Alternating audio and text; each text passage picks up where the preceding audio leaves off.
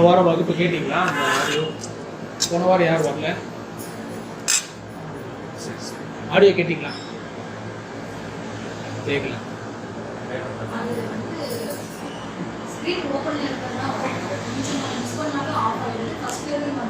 இல்லை, நம்ம மூவ் பண்ணிக்கலாமே. சரி, நீங்கள் கொஞ்சம் ஃபார்வர்ட் பண்ணிக்கலாம். சரி, அப்படியே நடத்தினா கையோட கேட்டுக்கன்னு அர்த்தம்.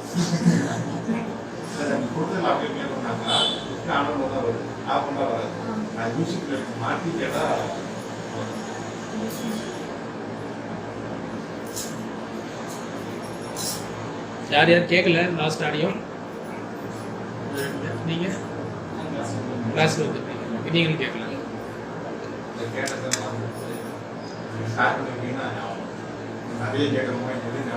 சரி, போன வாரம் ஒரு பாட்டு ஒன்று அனுப்பிச்சிருந்தேனே,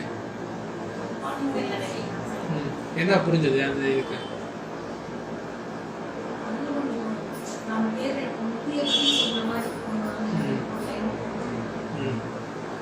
வேற கேட்டீங்களா அந்த பாட்டை? கேட்கல. இந்த பாடல் வரி எடுத்து படிக்க பார்ப்போம்.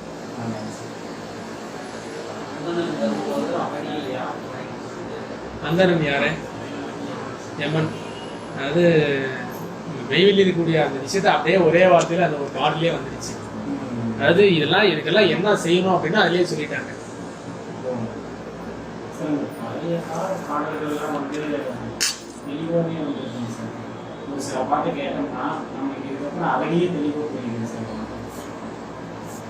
அது நம்ம லாஸ்ட் வீக் வந்து ஒரு டாபிக் எடுத்துருந்தோம், நம்மளுடைய எண்ணம் வேற சிந்தனை வேற அப்படின்னு.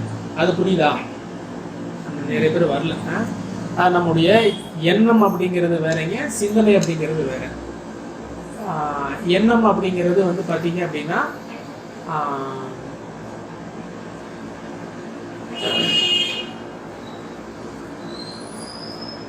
பொதுவாக நம்ம எண்ணமும் சிந்தனையும் ஒரே விஷயமா தான் நம்ம பார்த்தோம். இதுக்கு முன்னாடியே பார்த்துட்டு இருந்தோம். எண்ணம்னா என்ன, சிந்தனை என்ன, ரெண்டும் ஒன்று தானே அப்படின்ற மாதிரி பார்க்குறோம். பட் எண்ணத்துக்கும் சிந்தனைக்கும் நிறைய வேறுபாடுகள் இருக்குதுங்க. இப்போ வந்து உங்களுக்கு வந்து இப்போ ஒரு வாசனை வருது, இங்கே என்ன வாசனை வருது? ஒரு பல வாசனை வருது. என்ன வருது? இது வந்து ஒரு தாட், இது வந்து ஒரு எண்ணம்னு வச்சுக்கிங்க. இந்த பலாப்பழம்ன்ற எண்ணம் வாசனையோ இல்லை காதில் கேட்டதுமே அது சம்மந்தப்பட்டு நீங்கள் சிந்திக்க ஆரம்பிக்கிறீங்க இல்லையா? அந்த வாசனை உங்களுக்கு அதோடைய சுவையோ நறுமணமோ, அது எப்படி பழம் இருக்குமோ, அது முள்ளு முள்ளாக இருக்குமா, கொட்டை இருக்குமா, இதெல்லாம் அந்த வாசனை சொல்லலை. அது நீங்களாக தான் உங்களுடைய அனுபவத்தை வச்சு சிந்திக்கிறீங்க, நம்ம தானே? அப்போது சிந்தனை எண்ணத்தை சிந்தனையாக மாற்றலாம், இல்லை எண்ணத்தான் நீங்கள் விட்டுடலாம். ஸோ இந்த ஒரு விஷயத்தை எண்ணத்தை எண்ணமாக விட்டுக்கிறதும் அது சிந்தனையாக கொண்டு போகிறதும் இது நம்ம கையில் தான் இருக்குது. இது வந்து நம்முடைய உயர்வுக்கும் இதுதான் வழி, வீழ்ச்சிக்கு இதுதான் வழி. அதுக்கு போன தடவை நான் ஒரு கதை சொல்லியிருந்தேன். அந்த கதை நான் மறுபடியும் ஒரு தடவை சொல்கிறேன். ஒரு ராஜா வந்து ஒரு முனிவர்கிட்ட நான் சாகாமல் இருக்கிறதுக்கு ஏதாவது ஒரு மருந்து செஞ்சு கொடுங்க அப்படின்னு சொல்லி கேட்டார். அந்த முனிவரும் அந்த ஒரு மருந்து ஒன்று செஞ்சு கொடுத்துட்டு, ஒரு மருந்து செஞ்சுட்டு, இந்த மருந்து சாப்பிடும்போது நீ குரங்கு நினைக்கக்கூடாது அப்படின்னு சொல்லிட்டு அந்த மருந்து அவர்கிட்ட கொடுத்துட்டாரு. அந்த மருந்து சாப்பிடணும் என எடுத்து வைக்கும் போது கரெக்டாக குரங்கு வந்து ஞாபகத்துக்கு வந்துருச்சு. ஐயோ குரங்கு வந்துருச்சு சொல்லி அவர் எடுத்து வச்சுட்டாரு. இப்படியே ஒரு முறை அந்த மருந்து சாப்பிடணும்னு எடுக்கும் போதெல்லாம் அந்த குரங்கு நினைவுக்கு வருது. அவரும் சரி இப்போ வேணான்னு அப்படி நாளை கடத்திட்டே கொஞ்ச நாள் போயிட்டே இருக்கிறாரு. வெறுப்பாயிடுச்சு. எப்போ எடுத்தாலும் மருந்து எடுத்தாலே குரங்கு ஞாபகம் தான் வருது. அவரோட குரங்கு நினைக்காதீங்கன்றாரு. இப்போ என்னதான் பண்ணுறதுன்னு சொல்லிட்டு அந்த முனிவரை தேடி மறுபடியும் இந்த ராஜா போய் பார்த்துட்டு, நீங்கள் மருந்தே எனக்கு வேண்டாங்க, இந்த மருந்து சாப்பிடவே முடியாது போல இருக்குது, இந்த மருந்து நீங்களே வச்சுக்கீங்கன்னு சொல்லி கொடுக்க போனாங்க. ஏன் இன்னும் இந்த மருந்து சாப்பிடாம வச்சிருக்கீங்கன்னு கேட்டதுக்கு, நீங்கள் சாப்பிடும்போது குரங்கு நீங்கள் தான் நினைக்கக்கூடாதுன்னு சொன்னேன், குரங்கு நினைவுக்கு வரக்கூடாதுன்னு நான் சொல்லவே இல்லையே அப்படின்னு தான் அவர் சொன்னார். நீங்கள் குரங்கு நினைக்காதீங்கன்னு தான் நான் சொன்னேன், குரங்கு நினைவுக்கு வரக்கூடாதுன்னு நான் சொல்லலை. இது ரெண்டுத்துக்கும் வேறுபாடு இருக்குது. இந்த வேறுபாடு நீங்கள் தெரிஞ்சுக்கிட்டீங்கன்னா உங்கள் வாழ்க்கையில் நீங்கள் நோய் இல்லாமல் இருக்கலான்றதுக்காக அந்த விஷயம் சொன்னார். ஸோ நம்ம எண்ணத்துக்கும் நினைவுக்கும் அந்த கேப்பை நீங்கள் புரிஞ்சுக்கிட்டீங்கன்னா உங்கள் வாழ்க்கையில் நோய் இல்லைன்னு சொல்ல வராங்க. ஒருத்தருக்கு நோய், ஒருத்தர் இறக்குறாருன்னா நோயினால தான் இறக்க முடியும். ஒரு நீண்ட ஆயுள் வாழணும் அப்படின்னா அவருக்கு நோய்கள் வந்து பெரிய அளவுக்கு இருக்கக்கூடாது, நாட்பட்ட வியாதிகள் இருக்கக்கூடாது. அப்போ தான் அவர் ஒரு நீண்ட ஆயுளோட வாழ்றதுக்கு வாய்ப்பு இருக்குது. அப்போ நீண்ட ஆயுளோட வாழ்றதுக்கு ஒருத்தருக்கு தடை ஏற்படுறதே பலவிதமான நோய்கள் தான். இந்த நோய் வந்து முக்கியமாக வந்து பார்த்தீங்கன்னா அந்த வெளியிலேருந்து வரக்கூடிய இன்ஃபெக்ஷன் டிசீஸ்ன்னு சொல்லுவோம் பார்த்தீங்களா, தொற்று சம்மந்தப்பட்ட நோயெல்லாம் மீறி போனால் 3 நாள் 5 நாள் இருக்கும், அதுக்கப்புறம் அதுவாக ஹீல் ஆகிடும். ஆனால் இந்த நாட்பட்ட வியாதி, எனக்கு 1 வருஷமாக ஒரு நோய் இருக்குது, 5 வருஷமாக ஒரு வியாதி இருக்குது, 10 வருஷமாக சர்க்கரைக்கு மாத்திரை சாப்பிட்றேன், இந்த மாதிரி இது எல்லாமே மனம் சார்ந்த வியாதி. இதெல்லாமே நம்முடைய எண்ணம் சார்ந்த வியாதி. இந்த எண்ணம் சார்ந்த வியாதி எல்லாமே எங்கிருந்து உருவாயிருக்குது அப்படின்னா நம்முடைய எண்ணத்துக்கும் நம்முடைய சிந்தனைக்கும் சரிப்பெற நம்ம இயக்காததுனால உருவானதான் இந்த வியாதிகள். இதை நீங்கள் சரியாக புரிஞ்சுக்கிட்டீங்கன்னா அந்த ஆரோக்கியமான வாழ்க்கையை நீங்கள் வாழலாம் அப்படிங்கிறத புரிய வைக்கிறதுக்காக தான் அவர் அந்த குரங்குன்ற கதையை எடுத்து வச்சு சொன்னார். அவர் மண்டையை உடைச்சிட்டு வந்து மறுபடியும் கேட்கும் போது தான் அவர் அந்த விளக்கத்தை அவர் கொடுக்குறாரு. புரியுதா இல்லைங்களா? அப்போது இந்த எண்ணத்துக்கும் சிந்தனைக்கும் இடையில இருக்கக்கூடிய அந்த விஷயத்தை நம்ம கரெக்டாக புரிஞ்சுக்கிட்டோம் அப்படின்னா நமக்கு நோய் இல்லை. இப்போ வாழ்க்கையில் ஏதோ ஒரு துன்பம் நடக்குது, ஒரு துன்பமான துக்ககரமான செய்தி உங்களுக்கு காதுக்கு வந்து விழுகுது. இது வந்து ஒரு தாட் வெளியிலேருந்து வந்து உங்ககிட்ட விழுகுது. இது வெளியில இருந்தாலும் வருது, இது உங்களுக்குள்ளேயே வந்துச்சா? ஏதோ ஒரு சம்பவம் நடந்துருச்சு, அது உங்களுக்காக தெரிஞ்சிருச்சான்னு கேட்குறேன். யாரோ ஒரு ஃபோன் மூலயமா, ஒரு நபர் மூலமா, மெசேஜ் மூலயமா, ஏதோ ஒரு வழி மூலயமா அது உங்கள் காதுக்கு வந்து விழுந்தது, ஒரு எண்ண விதையாக வந்து விழுகுது. எண்ணம் அப்படிங்கிற இந்த விதை வந்து உங்களுடைய அந்த மனசில் வந்து விழுகுது. இந்த விழுந்ததுமே நீங்கள் அந்த பார்க்குறீங்க, ஓ இப்படியா, இந்த சம்பவம் இப்படி நடந்திருக்குதா, சரி இது நம்முடைய உயர்வுக்கு, நாம முக்திக்கு இந்த விதையை நமக்கு தேவையா நம்ம பார்க்க போகிறோம். ஆமாம், இது நம்முடைய முக்திக்கு முக்கியமான அம்சமாக இருந்தால் இதை நீங்கள் சிந்தனைக்குள்ளே கொண்டு போகணும். இல்லை இது நமக்கு முக்திக்கு தேவை கிடையாது, இது நம்முடைய சத்தை உறிஞ்சுறது, நம்ம நோயை உருவாக்குறது அப்படின்ற மாதிரி இருந்ததுன்னா இந்த விதையை தூக்கி நம்ம வெளியில் கொண்டு போகணும். இந்த எண்ணம் அப்படிங்கிற இந்த விதை நமக்கு பல ரூபத்தில் வந்து நம்ம காதில் விழுந்துக்கிட்டே இருக்குது. நம்ம தானே வெளியில இருந்து இந்த எண்ணம்ன்ற விதை நம்மகிட்ட வந்துகிட்டே இருக்குது. இதை நீங்கள் சிந்தனைக்குள்ளே கொண்டு போனீங்கன்னா அந்த விதைக்குண்டான வியாதி உங்களுக்கு வந்துடும். இதை நீங்கள் சிந்தனைக்குள்ளே கொண்டு போகலை அப்படின்னா அந்த விதைக்கான வியாதி உங்களுக்கு வராது. யாரோ ஒருத்தர் வந்து திடீர்னு மயக்கம் போட்டு விழுந்து செத்து போயிட்டாங்க, இல்லை ஏதோ புதுசாக ஒரு வியாதி வந்துடுச்சு, எங்கேயுமே வியாதி இல்லை, நீங்கள் இருக்கிற தெருவில் ஒருத்தர் புதுசாக ஒரு வியாதி வந்துருக்குது, அந்த வியாதியில் ஒருத்தர் செத்து போயிட்டாரு, அவரை கொண்டு போயிட்டு என்ன ஒரு திடீர்னு இறந்து போயிட்டாருன்னு சொல்லிட்டு போஸ்ட்மார்ட்டம் பண்ணி பார்த்ததில்ல, அவருக்கு ஏதோ ஒரு மிக கொடுமையான ஒரு வியாதி இருக்குது, இந்த வியாதி பரவக்கூடியது, இவர் யார் யாருக்கெல்லாம் பேசுனாங்களோ அவங்களாம் தனிமைப்படுத்துக்குன்னு ஒரு அறிவிப்பு விடுறாங்கன்னு வச்சுக்கிங்க. இது ஒரு தாட் தானே, இது ஒரு தாட் உங்ககிட்ட மனசுல இருந்து போட்டாச்சு. இப்போ இது என்ன ஆகும்? என்னது, ஐயோ நான் அவட்ட கை வேற குலுக்கி பேசியிருந்தேன், அவங்ககிட்ட பொங்கல் வேற வாங்கி சாப்பிட்டேனே, அன்னைக்கு வடை சுட்டது வேற கொடுத்துட்டாங்களே, நான் வேற அந்த பக்கம் 4 தடவை போயிட்டு வந்துட்டேனே. இந்த தாட்டானது, இந்த எண்ணமானது நீங்க சிந்தனைக்குள்ள கொண்டு போயிட்டீங்க. சிந்தனைக்குள்ள கொண்டு போயிட்டு நீங்க நினைக்க என்ன ஆகும்? 100கணக்கான கேள்விகள், சந்தேக கேள்விகள் உங்க மனசு கேட்கும்.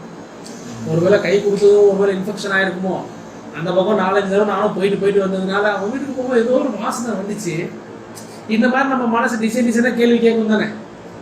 நம்ம பையன் வேற அந்த பக்கம் ஒரு தடவை வீட்டுக்கு போயிருந்தாலும் போயிருப்பான்னு நினைக்கிறேன் விளையாடுறதுக்கு, அப்படின்னு நம்ம 1008 கேள்வி நம்ம மனசுல கேட்கும். அப்போ இந்த எண்ணத்தை நம்ம சிந்தனையா மாத்திட்டோம் அப்படின்னா, இப்போ நமக்கு அந்த வந்திருக்கலாம், வராமல் இருந்திருக்கலாம், அது சாதாரண நோயாக இருந்திருக்கலாம், எப்படின்னா இருந்திருக்கலாம்.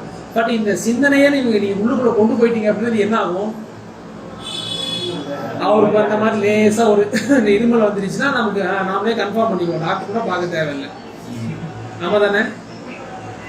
இப்போ இந்த எண்ணத்தை சிந்தனையா மாத்திட்டோம் அப்படின்னா இந்த வியாதியை நம்ம எஸ்டாப்ளிஷ் பண்ணிக்கிறோம், நமக்குள்ள வளர விட்டுட்டோம்னு அர்த்தம். இல்ல இந்த ஒரு தாட் வந்துருச்சு, ஓ அப்படியா இப்படி செத்து போயிட்டாரு, ஐயோ பாவம், அவருடைய கர்மா என்னவோ, அவர் பண்ண புண்ணியமோ பாவமோ ஏதோ ஒன்று ஆயிடுச்சு, இந்த மாதிரி ஒரு விஷயம் கேள்விப்பட்டிருக்கோம். இப்போ நாமளால என்ன பண்ண முடியும்? இந்த மாதிரி ஒரு நம்ம தெருல போய் நடக்கணும் இப்படி, அது நான் அடிக்கடி போயிட்டு வர வீட்லயே போய் இப்படி நடக்கணும். சரி, ஏதோ ஒரு கணக்கு, பரமாத்மா ஒரு கணக்கு வச்சிருப்பாரு, அந்த கணக்கு படி ஃப்ளோவில் விட்டுருவோம், ஆகிறது ஆகட்டும். சப்போஸ் டெஸ்ட் கூப்பிட்டானா போயிட்டு வருவோம் அப்படின்னு சொல்லிட்டு உங்கள் வேலையை அந்த தாட்டை இப்படி இந்த அளவுக்கு மட்டும் திங்க் பண்ணி தூக்கி வெளியில போட்டுட்டு உங்க வேலையை பார்த்துருந்தீங்கன்னா அந்த பயம் வந்துருக்குமா? இந்த தாட்டை, இந்த எண்ணத்தை நீங்க எண்ணத்தோட நிறுத்திருந்தீங்கன்னா உங்களுக்கு பயமோ கேள்வியோ சந்தேகமோ பதட்டமோ நோயோ கிடையாது இல்லைங்களா? இதுவே நம்ம சிந்தனைக்குள்ள கொண்டு போயிட்டோம்னா நூற்றுக்கணக்கான வியாதிகள் வருது. இது ஒரு எக்ஸாம்பிள். இந்த மாதிரி எத்தனையோ விஷயமே இருக்குது இல்லையா? இப்போ யாராவது ஒருத்தர் ரோட்ல மறைச்சு பார்த்துட்டு போறாங்க, அவர் எதுக்கு மறைச்சாரு, அவர் ஏன் அப்படி பார்த்தாரு, எப்படி நம்ம அது ஒரு செயல், அது ஒரு தாட். ஆனா அதுக்கு நூற்றுக்கணக்கான செயல் வடிவம், என்ன வடிவம் யார் கொடுக்குறாங்க? நம்முடைய சிந்தனை கொடுக்குது. யார் ஒருவர் இந்த சிந்தனையிலேயே வாழ்றாங்களோ, எந்த சிந்தனையில? நோயை உருவாக்கக்கூடிய விதை விதைத்த அந்த சிந்தனையில, நோயை உருவாக்கக்கூடிய அந்த விதையுடைய சிந்தனையிலேயே யார் வாழ்றாங்களோ இவங்களுக்கு பலவிதமான ஸ்ட்ரெஸ் ஹார்மோன் உருவாகிட்டே இருக்குது. ஐயோ நம்ம நினைச்சது நடக்கலையே, அதுவாயிடுச்சு இதுவாயிடுச்சு, அப்படியா இப்படியா, நீங்க அதுலயே உழந்துட்டு இருக்க. அதுல அந்த பாட்டை வரும் பாருங்க.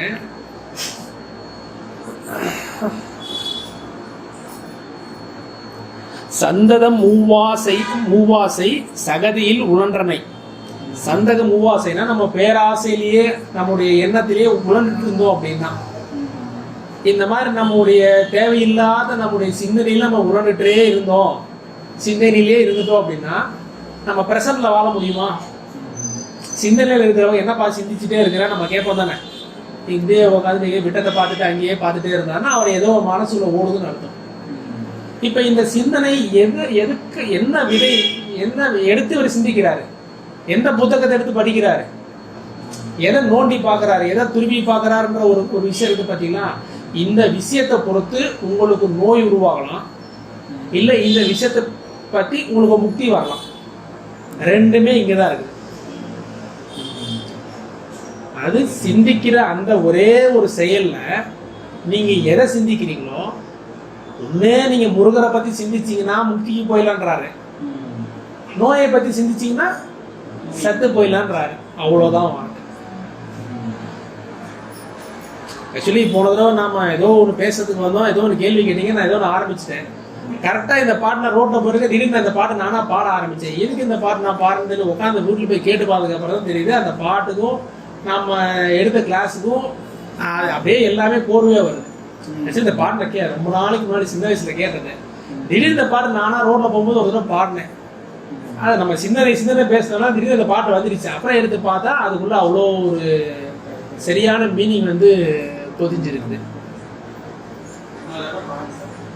நான் பாடுறதா எல்லாம் வீட்டுக்கு போயிருக்கேன்.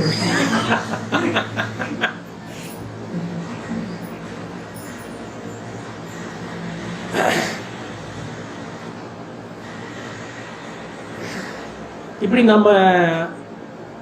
நமக்கு இறைவன் ஒரு கருவியை கொடுத்துருக்கிறாரு. கருவினா தெரியும் தானே, ஒரு டூல் கொடுத்துருக்குறாங்க. இந்த டூலை கொண்டு போயிட்டு முதல்ல ஒரு 2 வீலர்னு ஒரு கருவி இருக்குன்னு வச்சுக்கிங்க. இந்த கருவியை எடுத்துட்டு நீங்க நேரா சுடுகாடு பக்கம் வேகமா வண்டி விடலாம், இல்லையா நேரா நீங்க ஒரு ஸ்பிரிச்சுவல் மாஸ்டர் இருக்கிறாரோ அந்த பக்கம் வண்டி விடலாம்.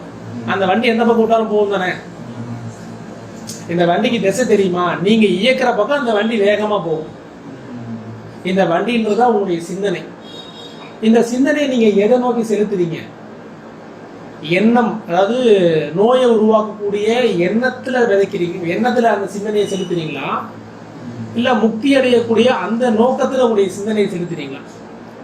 இதை நீங்க கரெக்டா குடிச்சிட்டீங்க அப்படின்னா நம்ம வண்டி எந்த பக்கம் விடணும்னு நமக்கு தெரிஞ்சிடும் தானே. வண்டி முருகன் கோயிலுக்கு விடலாமா, இல்ல ஏதாவது பாலத்துக்கடியில வண்டி விடலாமா நமக்கு தெரிஞ்சு போயிடும். நம்ம தானே.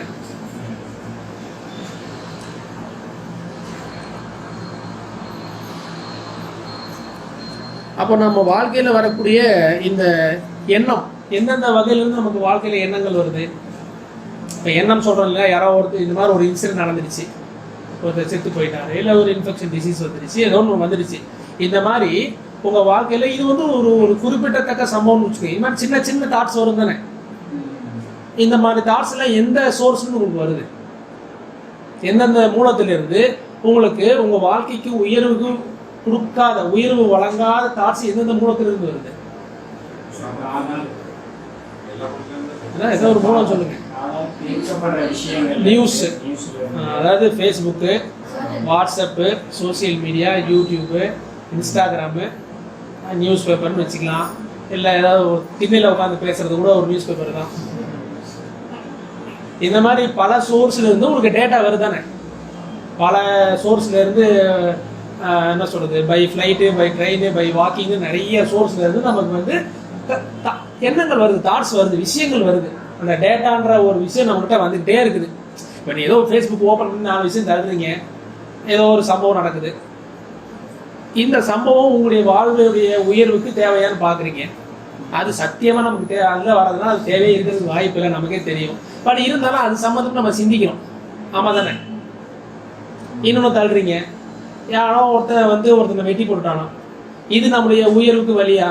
அது சிந்திக்க தேவை இருக்குதா? இல்லை, அவங்க உலகம் இப்படியெல்லாம் ஆயிடுச்சுப்பா இருப்போம், அதை பற்றி நம்ம கொஞ்ச நேரம் சிந்திக்க ஆரம்பிப்போம். இது மறந்துடுவோமா? அப்பப்போ நேற்று ஒருத்தன் பார்த்தப்பா செய்தியில் என்ன நடந்துச்சுன்னா, அந்த டேட்டாவையும் 4 பேர் கொஞ்சம் சொல்லுவோம். புரியுது இல்லைங்களா? நம்ம எதை சிந்திக்கணுமோ அதை நம்ம ஒரு நிமிஷம் கூட நம்ம வாழ்க்கையில சிந்திக்கிறது இல்லை. எது நமக்கு உயர்வுக்கு தேவையே இல்லையோ அந்த விஷயத்தை தான் நம்மளுடைய எண்ணம் முழுசுமே ஓடிக்கிட்டே இருக்குது. ஆமா தானே? எப்போ இந்த நம்ம வாழ்க்கைக்கு உயர்வு மேன்மை கொடுக்க முடியாத ஒரு சிந்தனை நம்ம வாழ்க்கைக்குள்ள எடுத்தோமோ இப்போதான் மனிதனுக்கு எல்லா வியாதியும் ஆரம்பிச்சிருச்சு. ஒரு காலகட்டத்தில் ஒரு 100 வருஷத்துக்கு முன்னாடி இந்த செல்போன் வந்து எலக்ட்ரானிக் கேஜெட்ஸ் எல்லாம் இல்லை. ஒரு 1950க்கு முன்னாடி வச்சுக்கிங்க. ஒரு மனிதனுக்கு வந்து பார்த்தீங்கன்னா ஒரு பொழுதுபோக்கு அப்படின்னு ஒன்று இருக்குது. பொழுதுபோக்கு சாதனம் நிறைய இருக்குதா இல்லையா? என்ன இருக்குது பொழுதுபோக்கு சாதனம்? ஃபோன்னு ஆளினால் அழகுராஜா மாதிரி உங்களுக்கு யார் உதவுறாங்களோ இல்லையோ உங்களுடைய சோகம், உங்களுடைய சந்தோஷம், உங்களுடைய துக்கம் எல்லாமே அந்த ஃபோன் பார்த்துருக்குது. நம்ம தானே? எது வந்தாலும் அதை எடுத்து வச்சுக்க வேண்டியது. இப்பவே அப்படிதான் இருக்குது. நம்ம அடிமை ஆகிட்ட ஃபோனுக்கு. 50 வருஷத்துக்கு அப்படி ஒரு நம்பிக்கை வந்துருச்சு.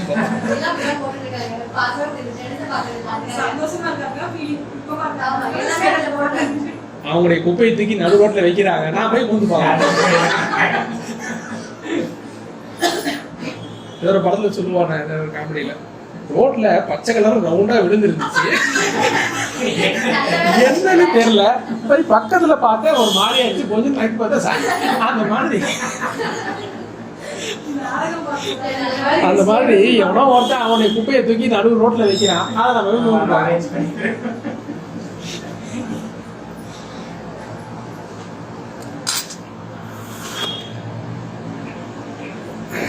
இப்படி நமக்கு வந்து டேட்டா அப்படின்னு சொல்லக்கூடிய இந்த தாட், இந்த எண்ணங்கள் வந்து எக்கச்சக்கமான ஒரு சோர்ஸ் வழியே நமக்கு வந்துக்கிட்டே இருக்குதுங்க. அதில் இன்னைக்கு ட்ரெண்டாக ஓடிட்டு இருக்கிறது ஷார்ட்ஸ் வீடியோ. இந்த மாதிரியான வீடியோகள் வரும்போது வந்து பார்த்தீங்க அப்படின்னா ஏதோ ஒரு கருத்து வருது. அதில் ஒரு புருஷன் பொண்டாட்டி அடிக்கிற மாதிரியோ, ஒருத்தனை வந்து ஏதோ ஒன்று கீழே தள்ளி விடுற மாதிரியோ ஏதோ ஒன்று வருது. இந்த 100 ஷார்ட்ஸ் வீடியோவில் ஒரு ஷார்ட்ஸ் வீடியோவாது உங்களுடைய முக்திக்கு ஏதாவது வழிவகை செய்தான், ஏதாவது ஒரு ரசம் எப்படி வைக்கிறது வந்தால் வரும். அது நம்ம பார்த்துட்டு வைக்க போகிறது இல்லை, அது வேற விஷயம். சமையல் குறிப்பு ஒன்று வரலாம், அதை பார்த்து நம்ம வைப்போம், நம்ம தெரிஞ்சுக்குவோம், அந்த டேட்டாவை தெரிஞ்சுக்குவோம், அப்ளை பண்ணி பார்க்க போகிறது இல்லை. மற்றபடி இதில் பார்க்கக்கூடிய ஒரு 90% டேட்டா வந்து நமக்கு வந்து ஒரு உயர்வுக்கு உண்டான வழி கிடையாது. அது மோஸ்ட்லி நமக்கு ஏதோ ஒரு நம்முடைய பொழுதை போக்குறதுக்காக ஒரு 1/2 மணி நேரம் ஆகும் நாங்கள் அவர் வர்றதுக்கு, என்ன பண்ணுறதுன்னு தெரியல, சரி கொஞ்சம் நேரம் ஷார்ட்ஸ் வீடியோ பார்க்குறோம், இல்லை ஃபேஸ்புக் பார்க்குறோம், இல்லைன்னா வீடியோ பார்த்து இந்த நேரத்தை நம்ம தள்ளுறோம். இந்த நேரத்தில் நம்ம என்ன செய்யறோம் அப்படின்னா, நமக்கு வாழ்க்கைக்கு தேவையில்லாத பல சீட்ஸ், விதைகள், நம்ம கருவேல மரம்ன்ற மாதிரி ஒரு நோயை உருவாக்கக்கூடிய விதைகள் நம்மளுடைய சிந்தனைக்குள்ள நம்ம விதைச்சிக்கிறோம். இப்போ ஒரு விதையை நம்ம இன்னைக்கு விதைக்கிறோம்னா அது மரமாகி பலன் கொடுக்கறதுக்கு எத்தனை நாள் ஆகும்? சாதாரணமாக எடுத்துக்கங்களேன், ஆவரேஜா 1 வருஷம் 2 வருஷம் 3 வருஷம் ஆகும் தானே. இன்னைக்கு நாம வந்து நம்மளுடைய எண்ணத்துல, நம்மளுடைய சப்கான்சியஸ் மைண்ட்ல எத்தனையோ விதைகள் இப்போ விதைச்சி வச்சாச்சு ஆல்ரெடி. எத்தனையோ விதமான விதைகள் கிட்டத்தட்ட இப்போ நமக்கு செல்போன் கைக்கு வந்து ஒரு 10 வருஷம் ஆயிடுச்சு. 10 வருஷத்துல நம்ம எத்தனையோ விதமான டேட்டாஸ், எத்தனையோ விதமான தகவல் எல்லாமே உள்ள பொதிஞ்சு வச்சுட்டோம். இப்போ இது இப்பெல்லாம் வளர்ந்துட்டு இருக்குது. இப்போ இதெல்லாம் நமக்கு வளர்ந்துட்டு இருக்குது. இது நீங்க என்ன டேட்டாவை பொதிச்சிங்களோ அதுக்குண்டான பலன் கொடுக்க ஆரம்பிக்கும் போது நம்ம கதற ஆரம்பிக்கும். அப்பதான் நம்ம கதற ஆரம்பிக்க போறோம்னு அர்த்தம். நம்ம சில பேர் ஆரம்பிச்சாச்சு, சில பேர் ஆரம்பிக்க போறாங்க, சில பேர் ரெடி ஆகிட்டு இருக்கிறாங்க. ஆமாம் தானே? கிட்டத்தட்ட இதுதான் உண்மையான ஒரு கண்டிஷனாக இருக்குது. இப்போ இந்த நமக்குள்ள விளைஞ்ச இந்த சீட்ஸ் அப்படின்னு சொல்லக்கூடிய இந்த நோய் விதைகளை முதல்ல நம்ம விதைக்கிறது நிறுத்தணும். அதுக்கப்புறம் இந்த விதைச்ச விதையை நீக்கிறதுக்கு நம்ம முயற்சி எடுக்கணும். ஆமாம் தானே? விதைக்கல, ஆடு விதைச்சதுக்கு இப்போ யாரும் கருவேல மரத்தை வந்து பயிர் பண்ணுறது இல்லை தானே? அந்த கருவேல மரத்துடைய விதையை ஏதோ ஒரு காலகட்டத்தில், ஒரு ஆங்கிலேயர் காலகட்டத்தில் இந்த பூமி வந்து பாலைவனமாக போகணும்னு சொல்லிட்டு ஒரு குறிப்பிட்ட அளவு தூரத்துக்கு அந்த விதையை வந்து பிளைனில் போகும்போது தூக்கிட்டு போயிட்டாங்களாம். அன்னைக்கு 100 வருஷத்துக்கு முன்னாடி, சுதந்திரத்துக்கு முன்னாடி போட்ட விதை இன்னைக்கு நாட்டில் இருக்கிற நீர்நிலையில் உறிஞ்சிட்டு இருக்கு. அந்த விதை, அந்த மரத்தை இன்னும் நம்மளால் அழிக்க முடியுதா? கோர்ட்டு தீர்ப்பு கொடுத்து 5 வருஷம் ஆயிடுச்சு. தமிழ்நாட்டில் இருக்கிற எல்லா கருவேல மரத்தையும் வெட்டுங்கன்னு சொல்லி கோர்ட்டு தீர்ப்பு கொடுத்து 5 வருஷம் ஆயிடுச்சு. இன்னும் அது செய்ய முடியல. காரணம் என்ன? அவ்வளோ மரங்கள் இருக்குது. அப்போ விதைச்ச விதையிலே விழுந்த மரத்தையே நம்மளால அழிக்க முடியல. அது கண்ணுக்கு முன்னாடி இருக்குது. கண்ணுக்கு வீட்டு வாசல ஒரு கருவேல மரம் இருக்குதுன்னா நீங்க வெட்டிடுவீங்க தானே? வெட்டிடுவீங்க. இப்ப கண்ணுக்குள்ளே தெரியல அந்த மரம் எங்க இருக்குன்னே தெரியல, எப்படி வெட்டுவீங்க? ஒரு மரமா இருந்தாலும் பரவாயில்ல, நாம அன்லிமிட்டட்ல டெய்லி உள்ள விதைச்சிட்டு இருக்கிறோம். அப்போ நமக்குள்ள இப்போ அந்த சூட்சமா நிறைய விதைகள் விதைச்சாச்சு. சூட்சமா அந்த விதைகள் வளர்ந்துட்டு இருக்குது. இந்த விதையுடைய இந்த பலன் இன்னைக்கு எப்படி இருக்குதுன்னா, மனசோர்வு, சோம்பேறித்தனம், ஒரு விஷயத்தை கான்சென்ட்ரேஷனாக நம்மளால ஃபாலோ பண்ண முடியல. எதுவுமே ஒரு கான்சென்ட்ரேஷனாக ஃபாலோ பண்ண முடியல. ஒரு விஷயத்தை கண்டினியூஸாக ஃபாலோ பண்ண முடியல. 1008 உள்ளுக்குள்ளேருந்து வரக்கூடிய இன்ஃபெக்ஷன் டிசீஸ் இல்லாமல் லாங் டேர்ம் டிசீஸ் நிறைய வந்துட்டு இருக்குது. எல்லாத்துக்கும் இந்த தாட்ஸ் அப்படின்னு சொல்லக்கூடிய இந்த சீடு தான் நம்ம விதைச்சது இன்னைக்கு முளைச்சிட்டு இருக்குது. இதோடைய எக்ஸ்ட்ரீம் லெவல் தான் கிரானிக் டிசீஸ். என்னது? டயபெட்டிக் கண்டிஷனாக இருக்கலாம், இல்லைன்னா கேன்சராக இருக்கலாம், இல்லைன்னா ஆட்டோ இம்யூன் டிசீஸாக இருக்கலாம், அல்சைமராக இருக்கலாம். இது மாதிரி 100கணக்கான குணப்படுத்தவே முடியாத வியாதிகளுடைய விதைகளும் இன்னைக்கு நம்முடைய சப்கான்சியஸ் மைண்டில் இருக்குது. பட் அது இன்னும் முளைக்காம இருக்குதோ என்னமான்னு தெரியல. முளைச்சதுன்னா என்ன ஆகும்? முளைச்சதுன்னா அவ்வளோதான், நாம அந்த அலையிலேயே சிக்க வேண்டியதுதான். நாம அதை பிடுங்கவும் முடியாது. கண்ணுக்கு முன்னாடி இருக்குதுன்னா நம்ம சத்த காட்டு பிடிக்கலாம், எங்க இருக்குன்னே தெரியல. அதுதான் எந்த லோகத்துல இருக்குன்னு நமக்கு தெரியல, எங்கிட்ட போய் நம்ம போய் அதை பிடுங்குறது அது வாய்ப்பு இல்லாத நிலையில் இருக்குது. அப்போ நம்ம என்ன செய்யணும் அப்படின்னா, நம்ம இதுக்கு அப்புறம் நம்ம முதல்ல விதைக்கிறத நிறுத்திக்கணும். ஆமா தானே? அது எந்த சோர்ஸாக இருந்துட்டு போகணும். முதல்ல எந்த ஒரு விஷயம் பார்த்தாலும் இது நம்மளுடைய உயர்வுக்கு தேவையான்னு பார்க்குறீங்க, இல்லைன்னா அதை அப்படியே தூக்கி வெளில போட்டுறீங்க. அப்படி பண்ணிட்டீங்கன்னா நம்ம மேக்ஸிமம் நம்ம சீட்ஸை நம்ம குறைஞ்சிக்கலாம். இது யாருக்கு பொருந்தும்? இந்த விஷயம் யாருக்கு பொருந்தும்? எல்லாருக்கும் பொருந்தும். வீட்டில் முக்கியமானவங்களுக்கு இது ரொம்ப பொருந்தும். யாரு? குழந்தைங்க. அவங்களுக்கு நீங்க முதல்ல இந்த விஷயத்துடைய தன்மையை நாம வந்து கதை மூலியமா சொல்லணும். எடுத்தவொன்னா நாம இப்ப பேசுறோமா, நீங்க பேசுனீங்க அப்படின்னா, எங்க உங்க பையன்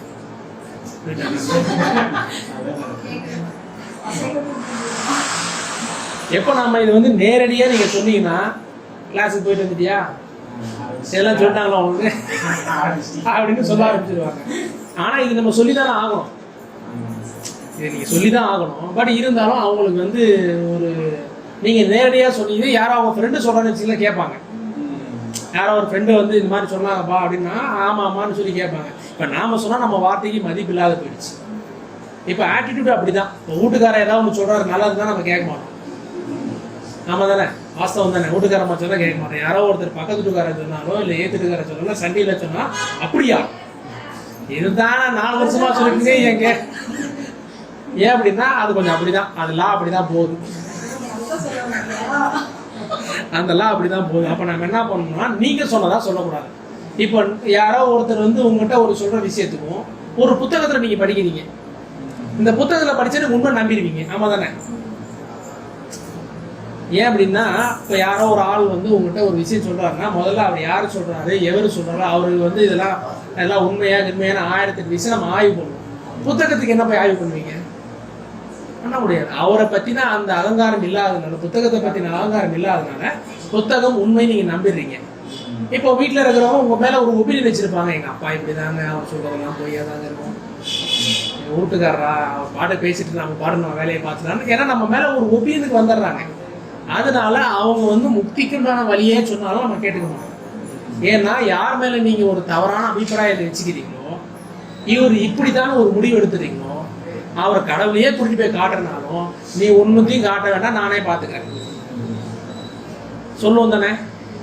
ஏன் அப்படின்னா நம்மளுடைய முடிவு, நம்மளுடைய எண்ணம் வந்து ஒரு எந்த சோர்ஸ்ல இருந்து வருது, நீங்க அதுக்கு மேல என்ன அபிப்பிராயத்தை வச்சிருக்கீங்கன்றத அது கவனிக்குது. ஸோ அதெல்லாம் நீங்க சொன்னதா சொல்லாதீங்க, யார் சொன்னதா சொல்லணும், நான் சொன்னதாகவும் சொல்லாதீங்க. ஏன்னா என் மேலே ஒரு அபிப்பிராயம் வச்சிருப்பாங்க உங்க பிள்ளைங்க. அதனால ஒரு கதையா சொல்லணும். இந்த விஷயத்தை நீ ஒரு கதையா ஜோடனை பண்ணி ஒரு கதையா நீங்க சொன்னீங்கன்னா அந்த கதையை புரிஞ்சுக்குவாங்க. நாம டைரக்டா சொன்னா புரிஞ்சுக்க மாட்டாங்க. இது வந்து நீங்களே ஒரு திரைக்கதை, கதை, வசனம், டைரக்ஷன்லாம் நீங்களே ஒன்று அப்படியே உட்காந்து ஒரு 10 நிமிஷம் யோசிச்சு, இது வந்து நீங்க சொல்ற மாதிரி இருக்கணும், சொல்லாத மாதிரி இருக்கணும். நீங்க சொல்றதா அவங்க செய்யுங்கன்னு சொல்லக்கூடாது. இப்படி நடந்துச்சான், இப்படிலாம் ஆச்சான் அப்படின்னு மட்டும்தான் சொல்லணும். அதுக்கப்புறம் அதை அவங்களே பிடிச்சிக்குவாங்க. புரியுது இல்லைங்களா? நீங்க இதெல்லாம் இனிமேல் நீ செய்யறியா அப்படின்னா ஆமா அப்படின்ட்டுருவாங்க. நாம வந்து செய்யுங்கன்னு சொல்லவே கூடாது. இப்போ நான் அவங்களுக்கு சொல்றேன், நீங்க செய்யுங்க நான் சொல்லலை, சொல்ல வரல, நான் எடுத்து உங்ககிட்ட வச்சுட்டேன். நீங்க செய்யறது செய்யறது உங்க விருப்பம் தானே. நீங்க ஏன் செய்யறீங்க நான் கேட்கவே மாட்டேன். அது ஏன் கேட்க மாட்டேன்னு நானும் சொல்றேன். ஏன்னா இது நீங்க வந்து உங்களுடைய குழந்தைகளுக்கு வந்து இது நீங்க தான் எடுத்து சொல்லணும். நீங்க இது வந்து ஒரு கதையா மாத்தி ஒரு தெளிவா ஒரு அழகா ஒரு நாள்ல முடிச்சு இந்த கதையை சொல்லி முடிச்சிடக்கூடாது. இதே கதையை இப்போ ஒரு படத்தை வந்து விஜய் நினைக்கிறாரு, தெலுங்கு படத்துலயும் இருந்தாரு, ஹிந்திலையும் வருது, 4 மொழியில வருது. பார்த்தீங்களா? மைய கருத்து ஒண்ணுதான். ஒரு ஹீரோ இருப்பாரு, அந்த ஹீரோயின் ஒருத்தர் லவ் பண்ணுவான், அவனுக்கு ஒரு வில்லன் இருப்பான், அவன் ஒருத்தர் கடத்திட்டு போவான். இந்த கதையை வச்சு எத்தனை படம் எடுத்துருக்காங்க, எத்தனை படம் பார்த்துருக்கீங்க? இதே மாதிரிதான் இந்த கதையை வச்சு நீங்களா டிசைனா ஒரு படம் எடுங்க. நீங்க என்ன கதை சொன்னாலும் இந்த கதை அப்படியே உள்ள வந்துடும். இந்த கதை வந்து அவங்களுக்குள்ள மனசுக்குள்ள பதிகிற மாதிரி நீங்க சொல்லும் போது உங்களுக்கும் பதிஞ்சிடும். இது நீங்க கொஞ்சம் உங்களை நீங்க ப்ரிப்பேர் பண்ணிக்கிட்டீங்கன்னா இது உங்களுக்கும் பயன், உங்களுடைய சந்ததிகளுக்கும் இது பயன். ஏன் இது நான் இந்த இடத்துல சொல்ல வரேன் அப்படின்னா, அடுத்து வரக்கூடிய ஜென்ரேஷன்ல அன்னைக்கே போன வாரமே நான் சொல்லியிருந்தேன், ஒரு டாக்டர்களுடைய மாநாடு நடந்திருக்குது. அந்த மாநாட்டில் 2024 ஏப்ரல் டு 2025 ஏப்ரல் இந்த காலகட்டத்துக்குள்ள வந்து 2.5 லட்சம் கோடி ரூபாய்க்கு கேன்சர் மருந்து சேல் பண்ணணும் அப்படின்னு ஒரு டார்கெட் வச்சிருக்காங்க. எத்தனை கோடி? 2.5 லட்சம் கோடி ரூபாய்க்கு 2.5 லட்சம் கோடி ரூபாய்க்கு கேன்சர் மருந்து சேல் பண்ணணும் அப்படின்னு டார்கெட் வச்சிருக்காங்க. இது வந்து ஒரு நோய்க்கு. இந்த மாதிரி பலவிதமான நோய்கள் வந்து புதுசாக உருவாகி இருக்குது. புதுசாக அவங்களுக்கு வந்து டார்கெட் வச்சு நமக்கு மருந்து கொடுத்துட்டு இருக்காங்க. அப்போ ஒருத்தர் அப்படி மருந்து கொடுக்குறாங்கன்னா நோயை உருவாக்காம இவ்வளோ பெருக்கம் வர்றதுக்கு வாய்ப்பு இருக்குதா? அவன் நோயை உருவாக்குறதே இந்த சோசியல் மீடியா வழியாக தான். அந்த சீட்ஸ் உங்களுக்குள்ள இது ஒரு சயின்ஸ், இது வந்து யூனிவர்சல் லா.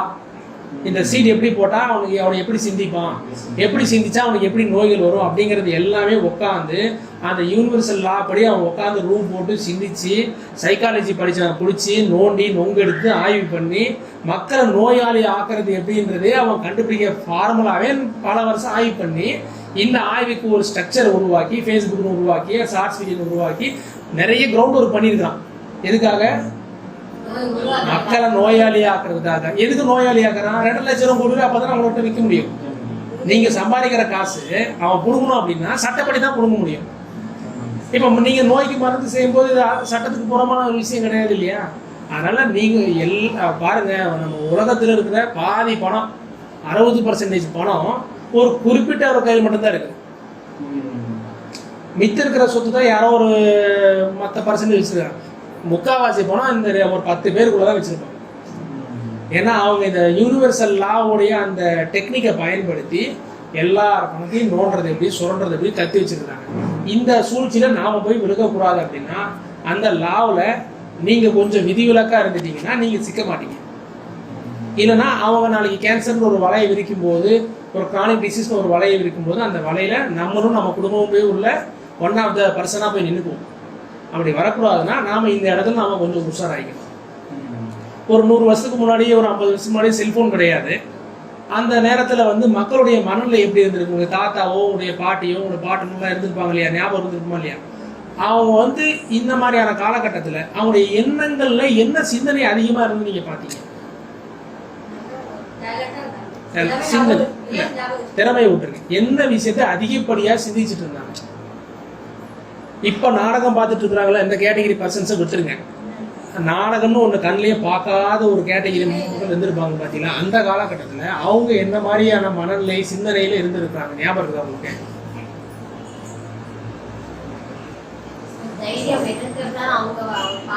சிந்தனை என்ன சிந்தனையில இருந்தாங்க?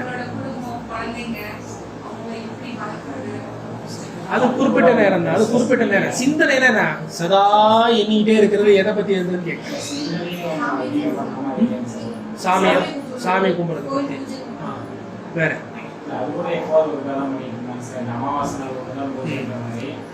சிந்தனை இல்லாம சும்மா உட்கார்ந்துட்டு வேலை செஞ்ச நேரம் போக ஏதோ ஒன்று சிந்திச்சிருப்பாங்க. சிந்திச்சா எது சிந்திச்சிருப்பாங்க அந்த மாதிரி உட்காந்துருப்பாங்க. செல்போன் இல்லை, நம்ம கரண்ட் இல்லை, லாக்டவுன்ல என்ன பண்ணுவீங்க? ஒண்ணுமே இல்லை, செல்போன் இல்லை, கரண்ட் இல்லைன்னு வச்சுங்க. லாக்டவுன் கூட கரண்ட் இருக்குது. ஃப்ளட்டு வந்தப்போ ஒண்ணுமே இல்லை தானே. சென்னையிலாம் ஃப்ளட் வரும்போது கரண்ட் கிடையாது. அதனால சிந்தனைன்னு வரும்போது என்ன அதிகமா சிந்திச்சாங்கன்னு கேட்குறேன்.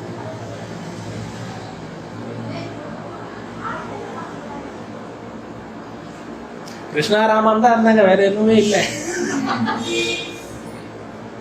ஒன்று கீழே விழுந்துட்டா குமிஞ்சி இருந்தா என்ன சொல்லுவாங்க? அதாவது அவங்க என்ன ஒரு மதத்துல தழுவி வந்தாங்களோ அந்த மதத்துடைய அந்த கடவுளுடைய நினைவு தான் அவங்களுக்கு அதிகமா இருந்திருக்கு. ஆமா தானே? இப்போ அதே முன்னோர்கள் வந்து இன்னைக்கு நாடகம் பார்த்து ஒரு வழி ஆயிட்டாங்க. இன்னைக்கு வாயை திறந்தா கெட்ட வார்த்தை கூட வருது. அதை விட்டுருங்க. இந்த செல்போன் அந்த டிவின்ற இந்த ஜென்ரேஷனுக்கு முன்னாடி அவங்க இருந்த காலகட்டத்தில் எப்போ பார்த்தாலும் கிருஷ்ணாராமன் தான் இருந்தாங்க. ஏன்னா நானும் ஒரு சில இடத்துல அப்படி நான் பார்த்துருக்குறேன். அதாவது எதை சொன்னாலும் சரி, ஒரு ஒரு ஒரு 10 நிமிஷம் பேசுனாங்கன்னா அதில் அவருடைய மதத்துடைய கடவுளுடைய பேர் சொல்லாமல் அந்த வார்த்தையை முடிக்காது. 10 வார்த்தை ஒரு அரை மணி நேரம் பேசினா அதில் 10 தடவை ராமான்னு சொல்லியிருப்பாங்க. ஐயோ ராமா இப்படி ஆயிடுச்சு, என்ன இது பெரிய அக்கிரமமாக இருக்கு, ராமா எங்கப்பா இருக்கிற அப்படின்னு கேட்பாங்க. கேள்விப்பட்டீங்களா இல்லையா? அந்த சிந்தனை எப்பயுமே அவங்களுக்கு வந்து இறைவனுடைய சிந்தனையாகவே இருந்தாங்க. அப்போ நோய்கள் இல்லை, பிபி கிடையாது, சுகர் கிடையாது, கேன்சர் கிடையாது, எந்த கிரானிக் டிசீஸுமே இல்லை. புரியுதா நான் சொல்றது? எப்போ இந்த சிந்தனையை நம்ம விட்டுட்டு, எப்போ நம்மளுடைய இறைவனுடைய சிந்தனையை விட்டுட்டு வேற எடுத்து நம்ம சிந்தனைக்குள்ள போட்டோமோ அப்போ எல்லா டிசீஸ் ஸ்டார்ட் ஆயிடுச்சு. அந்த காலத்தில் கூட நமக்கு இவ்வளோ மருத்துவ வசதிகள் இல்லை. ஒரு பிபி செக் பண்ண முடியாது, ஒரு எந்த ஒரு டெஸ்ட் கிடையாது, ஸ்கேன் கிடையாது. ஆனால் யாருக்கும் அந்த அளவுக்கு பெரிய வியாதிகள் இல்லை, ஹெல்த்தியாக இருந்தாங்க. ஆனால் இன்னைக்கு அதை விட நமக்கு வந்து பார்த்தீங்கன்னா நமக்கு ஆஸ்திரேலியாவிலேருந்து ஆரஞ்சு பழம் வருது, சைனாலேருந்து டிராகன் ஃப்ரூட் வருது, தாய்லாந்துலேருந்து பல பழங்கள் வருது, இட்டாலியிலேருந்து ஆலிவ் ஆயில் வருது. ஆமாம் தானே? எல்லா நாடுகள்ல இருந்து நமக்கு எல்லா பழங்களும், காய்கறி, ஃப்ரூட்ஸு, நட்ஸு, பிரேசில் நட்ஸ்லேருந்து எல்லாமே வந்து குவிது கொடுக்க. அன்னைக்கு அந்த காலகட்டத்தில் நீங்கள் பழைய சோறு மீறி போனால் ஏதாவது ஒரு பண்டிகை விசேஷம் வந்தால் பலகாரம். அது என்ன பலகாரம்? ஏதாவது ராகி பலகாரம், அந்த மாதிரி பலகாரம் இருக்கும். இதில் இருக்கிற சத்து நல்லா நியூட்ரிஷன் ஜாஸ்தியாக, இல்லை ஒரு பிளாக்பெர்ரி, பிளாக் கரண்டில் இருக்கிற நியூட்ரிஷன் ஜாஸ்தியாக நீ கேட்டனா பிளாக் கரண்ட் தாங்க ரொம்ப நல்லது. எல்லாம் வந்து வெளிக்கி நாட்டில் இருந்து வருது. அது அமேசான் காட்டில் இருந்து வருதுங்க. ரொம்ப நியூட்ரிஷன் வேல்யூ, அந்த ஆன்டி ஆக்சிடென்ட்லாம் ரொம்ப அதிகமாக இருக்குது.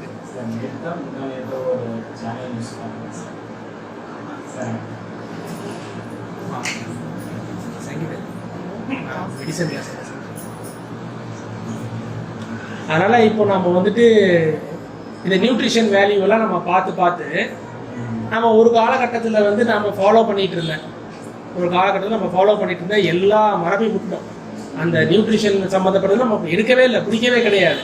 ஆனால் அன்றைக்கி ரொம்ப ரொம்ப நம்ம நல்லா இருந்தோம். ஆனால் இன்னைக்கு எல்லா விதமான நியூட்ரிஷன்ஸ் இருக்குது, ஃபுட்டு இருக்குது, பழங்கள் இருக்குது, காய்கறி இருக்குது, ஊட்டி கேரட் வருது, டெல்லி கேரட் வருது. இத்தனை வேல்யூவான ஃபுட்டு நம்ம எடுத்தோம். நமக்கு ஒரு 70 வயசுக்கு ஆள் இருக்கிற மன தைரியம் கூட இன்னைக்கு நமக்கு இல்லை. ஆமாம் தானே? அவருக்கு இருக்கிற தெம்பு கூட நமக்கு இன்னைக்கு இல்லை. என்ன ஒரு தெருவில் ஒரு காய்கறி விற்றுட்டு போகிறான் பார்த்தீங்களா, ஒரு வயசானவங்க, அவங்களுக்கு இருக்கிற தெம்பு நமக்கு இருக்குதா? இல்லை. அவங்க என்ன பிரேசில் நட்ஸ் சாப்பிட்டாங்களா? இல்லை இட்டாலியன் பர்கர் ஏதாவது சாப்பிட்டாங்களா? என்ன சாப்பிட்டாங்க? சாப்பிட்டது பார்த்தீங்கன்னா நியூட்ரிஷன் வேல்யூன்னு நீங்கள் கணக்கு போட்டு இந்த இதுக்கு கணக்கு போட்டிங்கன்னா பழைய சோறுல என்ன உங்களுக்கு ப்ரீப்ரோபயோட்டிக் இருக்கும், சில விட்டமின் மினரல் இருக்கும். இப்போ நீங்கள் சாப்பிட்றதுல அதை விட ஒரு நியூட்ரிஷன் வேல்யூவான அந்த மினரல்ஸ் இருக்கலாம். பட் இங்கே மினரல்ஸ் உங்களுக்கு உதவிச்சான்னு நான் கேட்குறேன். மினரல்ஸ் உதவலை. அப்போ எது உதவிச்சு, எது கெடுத்துச்சு? உதவலை. எது கெடுத்துச்சு? அவங்க சிந்திச்சது வேற, நீங்கள் சிந்திச்சது வேற. இப்போ அந்த ரோட்ல வித்துட்டு இருக்கிறவங்களும் உட்காந்து ஷார்ட்ஸ் வீடியோ பார்த்துட்டு இருந்தாங்கன்னா இப்படி மூட்டை தூக்குவாங்களா சொல்லுங்க பார்ப்போம். நீங்கள் யாராவது 4 பேரை செல் பண்ணுங்க. கெடுக்குன்னா வேற ஒன்றும் பண்ண தேவை. ஒரு செல்ஃபோன் வாங்கி ஃபேஸ்புக் இன்ஸ்டால் பண்ணி 4 மாதத்துக்கு டேட்டா பேக் போட்டு கொடுத்துட்டீங்கன்னா அவன் தலையில் அவனே மண் வாரி போட்டுக்குவான். ஆமாவா இல்லையா? அதான் சொல்கிறேன். நம்ம ஒருத்தர் கெடுக்க நம்ம ஒன்றும் பண்ண தேவை. ஒரு ஃபோனு ஒரு நெட் கனெக்ஷன் வாங்கி கரெக்டான அந்த ஏதாச்சும் ஷார்ட்ஸ் வீடியோ தான் நம்ம இன்ஸ்டால் பண்ணி கொடுத்துட்டீங்கன்னா அது ஒரு என்ன சொல்லணும், ஒரு அம்சமான ஒரு வேலை மாதிரி. இப்போ அவங்க சிந்திக்கல, தேவையில்லாத சிந்திக்கல. அவங்களுக்கு ஒரு நோயே வந்தாலும் சரி, அவங்களுக்கு ஒரு நோயே வந்தாலும் அவங்களுடைய பாசிட்டிவான தாட்ஸு, அவங்களுடைய சிந்தனைகள் அதெல்லாம் அது வளர்க்கலை. இப்போ யாரோ ஒருத்தருக்கு வந்து அந்த கொரோனா காலகட்டத்தில் அந்த கொரோனான்ற பேரு கூட அந்த அம்மா முடிச்சுட்டு இல்லை, ஏதோ சொர்ணான்னு ஒரு வியாதி வருதான், கேள்விப்பட்டீங்களா? அது அந்த மாதிரி தான் நான் சொல்ல வரேன். சொர்ணான்னு ஒரு வியாதி வருதான். அந்த வியாதி பற்றி என்னன்னே தெரியாமல் அறியாமல் இருந்தவங்களாம் குலைச்சிட்டாங்க. ஏன்னா அதை பற்றி அவங்க சிந்திக்கல. யாரும் கொஞ்சம் சிந்திக்கிற அறிவு வந்துருச்சோ அதை பற்றி சிந்திச்சு சிந்திச்சு சிந்திச்சு அவங்களுடைய எல்லா இம்யூன் சிஸ்டமும் போயிடுச்சு. சிந்திக்கிறத, அதாவது உங்களுடைய கிரைண்டரில், உங்களுடைய டேட்டாவில், உங்களுடைய அந்த என்ன சொல்கிறது, உங்களுடைய மெமரி கார்டில் நல்ல விஷயத்தை போட்டுக்கிட்டிங்கன்னா உங்களுடைய வாழ்நாள் நீட்டிப்பு. சிம்பிளாக சொல்லணும் அப்படின்னா உங்களுடைய மெமரியில் நெகட்டிவான சீடை விதைச்சிங்கன்னா உங்களுடைய ஆயில் குறைவு. அந்த ஆயில் வரைக்கும் நம்ம நோயோடு வாழப்போம். ஸோ எல்லாரும் வந்து இது சாப்பிடுங்க நல்லா இருக்கலாம், பழைய சோறு சாப்பிடுங்க நல்லா இருக்கலாம், கருவேப்பிலை அரைச்சி தலைக்கு போடுங்க நல்லா இருக்கலாம். இது எல்லாமே நம்ம ஒரு காலத்தில் போடாதெல்லாம் இன்னைக்கு போட்டுருக்கோம். பப்பாளி பழத்தை எடுத்து முகத்துக்கு போடுறோம், ஆப்பிள் பழம் எடுத்து வயிற்றுக்கு போடுறோமா இல்லையா? எல்லாம் டிசைனாக அரைச்சி போடுறோம். யாருக்கு ஆரோக்கியம் வந்த மாதிரி தெரியலையே. கடலை மாவு தேய்ச்ச காலத்துலலாம் முகம் நல்லா இருந்துச்சு. இன்னைக்கு ஒயின்லேயே தேய்ச்சி குடித்தாலும் ஒன்றும் வரமாட்டேங்குது முகத்தில். ஏன்னா நம்முடைய சிந்தனை நல்லா இருந்ததுன்னா உங்களோட பாடி ஆட்டோமேட்டிக்காக ஹீல் ஆகிட்டே இருக்கும். அது நம்மளுக்குள்ள இருக்கக்கூடிய இறைவன் ஆனவர் அந்த விஷயத்தை குணமாயிட்டு கொடுத்துட்டே இருக்கிறாரு. ஆனால் இப்போ நாம் எதை விதைச்சிருக்கோம் அப்படின்னா வில்லனை விதைச்சிருக்கோம். யாரை விதைச்சிருக்கோம்? இப்போ வில்லன் எப்படி இருக்கும்? பார்க்கறது கெட்டப்பா கூலிங் கிளாஸை போட்டு கெட்டப்பா இருப்போம் நம்ம தானே. இந்த கெட்டப்பா பார்த்துட்டு நம்ம மயங்கி போயிட்டு அவனை விதைச்சிட்டு இருந்தோம். இப்போ நிறைய பேர் வந்து இன்னைக்கு இருக்கிற பசங்களை பாருங்க, ஹீரோ பிடிக்குமா வில்லனை பிடிக்குமா? வில்லனை தான் பிடிக்குது. எல்லாம் வந்து இப்போ ஹீரோலாம் இல்லை, வில்லனுடைய கெட்டப்பு தான். இப்போ வந்து வில்லன் மாதிரி அந்த என்ன சொல்றது, பிளேடு போட்டுக்கிறது என்ன, கூலிங் கிளாஸ் போட்டுக்கிறது என்ன, வில்லனுக்கு தான் இப்போ வில்லனா ஒருத்தர் நடிச்சுட்டுனால அவருக்கு பேர் அதிகமாயிடுது. ஏன்னா வில்லனை இப்போ மதிக்க ஆரம்பிச்சிடுறாங்க. யூஸ்வலாக நம்ம ஒரு காலத்தில் அரக்கனை நாம் அழிக்கணும் அப்படின்ற எண்ணத்தை இருந்து தெய்வத்து பக்கத்தில் இருக்கும். பழைய படத்தில் இப்பெல்லாம் பார்த்தோம் அப்படின்னா இன்னைக்கு வந்து நம்ம அரக்கன் பக்கம் ஷிஃப்ட் ஆகிட்டோம். இதுக்கு விவேக் ஒரு கரெக்டான ஒரு காமெடி சொல்லுவோம். அது ஹீரோவுக்கு நீங்களே போய் தேடி பாருங்க அந்த டைலாக் சொல்றேன்.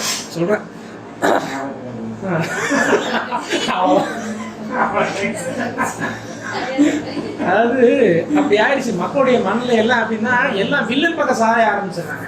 ஏன்னா ஹீரோவுக்கு வந்து அந்த அளவுக்கு ஒரு வேல்யூ கொடுக்கறது இல்லை. ஹீரோனா என்ன பெரிய பண்ண போறான், இவன் கடைசி வரைக்கும் அடி வாங்குறான், கடைசியில வந்து இவனுக்கு ஒரு நல்ல பேரு, இவன் கடைசி வரைக்கும் நல்லா இருக்கிறான், கடைசியில மன்னிப்பு கேட்டு நல்ல பேரு. பழைய படத்துல பாத்திருக்கீங்களா? அதான் சொல்றேன். அதான் நீங்க பழைய சிவாஜி படம், எம்ஜிஆர் படம் எல்லாம் பாருங்களேன், இந்த நம்பியார்லாம் பாருங்க, கடைசி வரைக்கும் எல்லா அயோக்கியரும் பண்ணுவான். கடைசி சீன்ல அந்த போலீஸ் அந்த அரட்டை டவுசர் போட்டு நடந்து வரும்போது அப்புறம் கூட மாறுவேன், நான் செஞ்சதெல்லாம் தப்புங்க. அவனுக்கும் அதே தண்டனை தான், அவனுக்கு அதே பாடம், இவனுக்கு அதே பாடம் தான். இப்போ யாரை பிடிக்கும் நமக்கு? இப்படி ஆயிடுச்சு. மக்கள் படிப்படியா வில்லன் பக்கம் போயிட்டாங்க, ஹீரோ பக்கம் போகல. இந்த இந்த பாருங்க, இந்த ஆட்டிடியூட் இப்படி ஆயிடுச்சு. இது வந்து நம்ம வருத்தப்பட வேண்டியது இந்த விஷயம். எப்போ நாம வந்து இந்த மாதிரி ஒரு அந்த கேரக்டர் நம்ம உள்ள பில்டு பண்ண ஆரம்பிக்கிறோமோ, இந்த பில்டிங் நம்ம இந்த உருவாக்க பெரிய சிக்கன் உருவாக்கும். எப்போ நம்ம இந்த கேரக்டர் உருவாக்குறோமோ உருவாக்க நமக்கு அது பெரிய பெரிய நம்மளே நம்ம மனசுக்குள்ள வந்து ஒரு விதையை விதைச்சி இதனால பலவிதமான நோய்க்கு நம்ம ஒரு சாக்கை உருவாக்கணும். இப்போ நமக்கே தெரியுது இல்லை, எவ்வளவோ நம்ம நல்ல உணவு சாப்பிட்றோம், ஹைஜீனாக இருக்கிறோம், நல்லா இருக்கிறோம், 3 வேளைக்கும் சாப்பிட்றோம். ஒரு காலத்தில் நல்லா இருக்கும்போது சாப்பாடு கூட சரியாக சாப்பிட்டது இல்லை. நான் சின்ன வயசுல அப்படி தான் நான் சொல்லுவேன், சரியாக சாப்பிட்டது கூட கிடையாது, அப்படி தான் இருந்தேன். பட் இப்போ அப்படி கிடையாது, எல்லாமே சாப்பிட்றோம், டிசைனாக சாப்பிட்றோம். பட் இருந்தாலும் நமக்கு ஆரோக்கியம் வரலையே. வாஸ்தவம் தானே? காரணம் என்ன, நீங்கள் நல்லா இருக்கணும் அப்படின்னா உங்களுடைய சிந்தனையை சரி பண்ணணும். சிம்பிள். தரம் இல்லாத அழுக்கான உணவு சாப்பிட்ட காலத்துல கூட நம்ம நல்லா தான் இருந்தோம். கொரோனா காலகட்டத்தில் நம்ம கை கழுவணும். அந்த வெஜிடபிள் வாஷ்னு ஒரு லிக்விட் விற்கிது, தெரியுமா உங்களுக்கு? வெஜிடபிளாக வாஷ் பண்ணுறதுக்கு ஒரு லிக்விட் விற்கிறாங்க. அதெல்லாம் வாஷ் பண்ணி தின்னோம். ரோட்டில் இருக்கிறவன் சும்மா தான் தின்னான், கையை கூட கழுவல. நல்லா தான் அவன் செத்து போனோன்னா, வாஷ் பண்ணி சாப்பிட்டவன் செத்து போனான்னா, வாஷ் பண்ணி சாப்பிட்டு தான் செத்து போனான். ஏன்னா சிந்தனை சரியில்லை. ஏன்னா சிந்தனையில கொரோனாவை விதிச்சிருக்கிறான். அவன் சிந்தனையில பசி எவன் தோணும் தருவான். அவனுக்கு அந்த கொரோனா சிந்தனையில் இல்லை, அவன் பாட்டு கவனம் இருந்தான். அப்போ உங்களுடைய சிந்தனை, அதாவது உதாரணத்துக்கு நம்மளுடைய உயிர் சக்தி இருக்குது பார்த்தீங்களா, நம்ம உடலுக்குள்ள இந்த உயிர் சக்தியானது, நீங்கள் பிறந்தது ஒரு 3 கிலோ 4 கிலோ குழந்தையா பிறந்தீங்க. இப்போ உங்கள் அம்மா உங்களுக்கு பாலும் சோறும் உணவுல ஊட்டினாங்க. இந்த உணவு உள்ளக்குள்ளே போயிட்டு உங்களுக்கு வந்து உங்களுடைய உயிர் ஆற்றல் வந்து அந்த உணவை வந்து உடலாக மாற்றிச்சு. நீங்கள் சாப்பிட்ட அந்த முட்டைகோசோ, காயோ, கீரையோ, பொரியலோ, ரசமோ, பாலோ, இது என்னவாச்சு? உங்களுடைய உயிர் சக்தி என்ன பண்ணுச்சு? நம்முடைய உடலாக, நம்முடைய தசைகளா, உயிரா, நம்முடைய உடலாக மாற்றுச்சு. அப்போ இந்த உடலாக மாற்றக்கூடிய அந்த ஆற்றல் நமக்குள்ள இருக்குதா இல்லையா? அந்த உயிர் ஆற்றல், அந்த உயிருக்குன்னு ஒரு மெமரி இருக்கு. அது என்ன சொல்றது, குப்பையிலேருந்து கரண்ட் எடுக்கிறாங்க, தண்ணியிலேருந்து கரண்ட் எடுக்கிறாங்க, அதுலேருந்து உரம் தயாரிக்கிறாங்கன்னு சொல்கிறாங்க இல்லையா? இந்த மாதிரி நீங்கள் என்ன ஒரு இன்புட் கொடுத்தாலும் அது உயிராற்றலாக மாறுது. என்ன நீங்கள் முட்டைகோஸ் போட்டாலும் சரி, சிக்கன் பிரியாணி போட்டாலும் சரி, அது மனுஷனாக மாறுது அப்படின்னா நம்மளுக்குள்ள ஒரு உயிர் ஆற்றல் செயல்பட்டு இருக்குது. இந்த உயிர் ஆற்றல் ஒரு மனிதனுக்கு நல்லாவே இயங்கிட்டு இருக்கு. இந்த உயிர் ஆற்றல் வந்து நல்ல விதமாக இருக்கணும். அந்த டேட்டா நான் சொல்றது புரியுதுங்களா? அந்த உயிரான அந்த டேட்டா உங்களுக்கு பிறக்கையில் உங்களுக்கு ஒரு டேட்டா வந்துச்சு பார்த்தீங்களா? இந்த டேட்டாவானது நல்லபடியாக இயங்கிட்டு இருக்குது அப்படின்னா நீங்கள் ஈவன் என்ன பழைய சொத்தினாலும் சரி, வெறும் தண்ணி குடித்தாலும் சரி, வெறும் கஞ்சி குடித்தாலும் சரி, இந்த டேட்டாவான இந்த டெக்னிக்கை பயன்படுத்தி நீங்கள் பழைய சோத்தை கூட அது தங்கமாக மாற்றும். சிறு வயசில் பழைய சொத்தை கூட அந்த அட்டாமிக் நம்பர் தங்கமாக மெர்க்குரியாக மாற்றுற அளவுக்கு இந்த டேட்டாவில் அந்த அளவுக்கு தன்மை இருந்துச்சு. ஆனால் எப்போ நம்முடைய இந்த உயிர் அப்படின்ற இந்த உயிருக்கும் சிந்தனைக்கும் பெரிய வித்தியாசம் கிடையாதுங்க. நீங்கள் சிந்திக்கிற சிந்தனை அது எங்கே பாதிக்குதுன்னா நம்ம உயிரை தான் போய் பாதிக்கிறோம். இதுன்னா இந்த சிந்தனையை நம்ம கெடுக்க ஆரம்பிச்சோம். சின்ன வயசுலேயே எப்போ நம்ம சிந்தனை, இப்போ நிறைய குழந்தைங்க பாருங்க, பிறக்கலன்னா புசுன்னு இருப்பாங்க, நல்லா புஷ்டியாக இருப்பாங்க. எப்போ அதுக்கு வந்து கொஞ்சம் பேச தெரிஞ்சு கொஞ்சம் விவரம் புரிய ஆரம்பிச்சிருச்சோ உடம்பு கரைய ஆரம்பிச்சோம். பார்த்துருக்கீங்களா? ஏன்னா அதுக்குள்ளே என்ன டேட்டா நீங்கள் உள்ளே போச்சோ அந்த டேட்டாக்கு தகுந்த மாதிரி அதோடைய அந்த அந்த என்ன சொல்றது, அந்த பரமாத்மா கொடுத்த அந்த டேட்டா கரெக்ட் ஆயிடுச்சு. இவர் ஒரு டேட்டாவை எடுத்து உள்ளே போட்டுட்டாரு. இந்த டேட்டா படி இப்போ சாப்பிட்ல தப்பாக எலும்பு வளருது, தப்பாக லூஸ் மோஷன் போகுது, எல்லா டேட்டாவும் கரெக்ட் ஆயிடுச்சு. அந்த சாஃப்ட்வேர் என்ன ஆயிடுச்சு? கரெக்ட் ஆயிடுச்சு. இந்த சாஃப்ட்வேர் நம்ம எரர் கரெக்ட் பண்ணாமல் இருந்தோம் அப்படின்னா நீங்கள் நார்மலாக எந்த ஃபுட்டு சாப்பிட்டாலும் நீங்கள் ஆரோக்கியமாக இருப்பீங்க. இந்த டேட்டாவை நீங்கள் கரெக்ட் பண்ணாமல் இருக்கும். இப்போ ஒரு மிஷின் நல்லா ஓடினா தானே இந்த பக்கம் இன்புட் கொடுத்தா அந்த பக்கம் அவுட்புட் வரும்போது, மிஷின் ரிப்பேர் ஆகிடுச்சுன்னா இது ஒரு சாஃப்ட்வேர், டிவைன் கொடுத்த நம்ம ஒரு சாஃப்ட்வேரை நம்ம தேவை. இது எல்லாமே நேச்சுரல் லாவில் இருக்குது. இந்த லாவை ஒரு சைக்காலஜி படித்தவங்களோ இல்லை நிறைய இதெல்லாம் உட்காந்து ஒரு மனிதனை எப்படி நோயாளி ஆக்கலான்றத உட்காந்து சிந்திச்சு தான் இந்த மாதிரி ஃபேஸ்புக்கே உருவாக்குனாங்க, இந்த சோசியல் மீடியாவே உருவாக்கியிருக்கிறாங்க. ஸோ நாம் இதில் கொஞ்சம் உஷாராகிட்டோம் அப்படின்னா இதுலேருந்து நம்ம மீண்டும் வெளியில் வந்துடும். அதனால் உங்களுடைய பரமாத்மா கொடுத்த டேட்டாவை நம்ம மறுபடியும் அந்த பழைய நிலைக்கு நம்ம போகணும். எப்படி போகணும்? நம்ம இப்போ என்ன சொல்கிறது, இப்போ நம்ம வந்து நம்மக்கிட்ட ஒரு சாஃப்ட்வேர் வந்துச்சு, ஒரு பொருள் வந்துச்சு, ஏன்னா நம்ம நிறைய செட்டிங் நம்ம இஷ்டத்துக்கு ஒன்று பண்ணி கரெக்ட் பண்ணி வச்சுட்டோம். இப்போ நம்ம பழசு படி ரெடி பண்ணால் என்ன பண்ணுவோம்? ரீசெட்னு ஒரு பட்டன் இருக்குது, அடுத்துல என்ன ஆகும்? எல்லாமே அழிஞ்சிடும். இப்போ நம்ம ரீசெட் பண்ணுறதுக்கு என்ன செய்யணும்? ஓகே, புதுசாக இன்ஸ்டால் பண்ணாதீங்க, ஆல்ரெடி கரெக்ட் ஆகிடுச்சுல, அதுக்கு என்ன பண்ணணும்?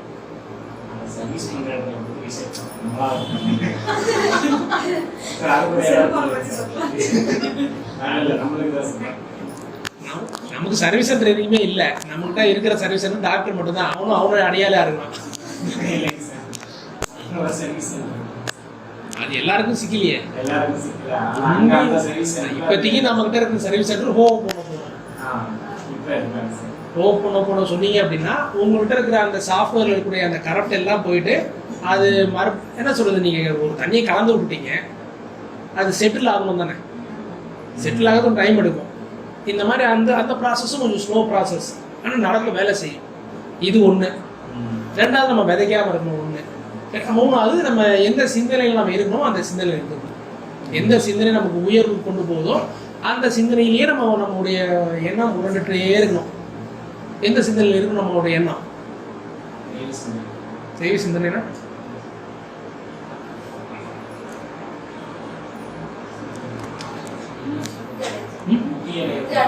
முக்தி அடையிறதுதான். முக்தி அடையிறதுக்கு நம்ம ஒரு சிந்தனையில் இருக்கணும். என்ன இருக்கணும்? நம்ம வேண்டுதலோட இருக்குமான்னு கேட்குறேன். அது கொடுப்பா, இது கொடுப்பா, அது நம்ம சிந்தனை அப்படி தானே. அப்படி கிடையாது. சும்மா நம்ம வந்து நம்முடைய ஆன்சிஸ்டர்ஸ் வந்து நம்ம நிறைய அந்த சில ஒரு வார்த்தைக்கு ஒரு அர்த்தம் கொடுத்துருக்காங்க. ஸ்ரீராம் அப்படின்னா அதுக்கு அந்த வார்த்தைக்கு பின்னாடி ஒரு சயின்ஸ் இருக்குது. நம்ம அப்படியே சொல்லியிருக்கேன். ராம் அப்படின்னா உங்களுடைய நெகட்டிவிட்டியை க்ளீன் பண்ணுறதுன்னு அர்த்தம். இது ராமருக்கு பற்றி கிடையாது. ராமருக்கு முன்னாடியே ராமன்ற வார்த்தை இருந்திருக்குது. ராமர் திரேதாயுகத்தில் வாழ்ந்தாரு, அதுக்கு முன்னாடியே ராமன்ற வார்த்தை பொதுவாக புழக்கத்தில் இருந்திருக்குது. ஸோ அந்த வார்த்தையை அவர் வச்சுதான் நம்ம அவர் ஸ்ரீராம்னா நம்ம அவர் ராமரை நம்ம பிடிச்சிக்கணும். ஸ்ரீராம் அப்படின்னா இது ஒரு மந்திரம், இது ஒரு மகா மந்திரம்னு வச்சு இந்த மந்திரத்தை நீங்கள் சொல்லும்போது உங்களுடைய சப்கான்சியஸ் மேலே இருக்கக்கூடிய நெகட்டிவான அந்த எமோஷன்ஸ், நீங்கள் தப்பாக விதைச்ச அந்த சீட்ஸ் எல்லாமே க்ளீன் ஆகும். புரியுது இல்லைங்களா? ஸோ அதனால் நம்ம எப்பயுமே நம்மளுடைய தெய்வீக சிந்தனை, நம்மளுடைய சிந்தனையில் எப்பயுமே ஒரு இறைவனுடைய சிந்தனையிலேயே நம்ம இருக்கணும்.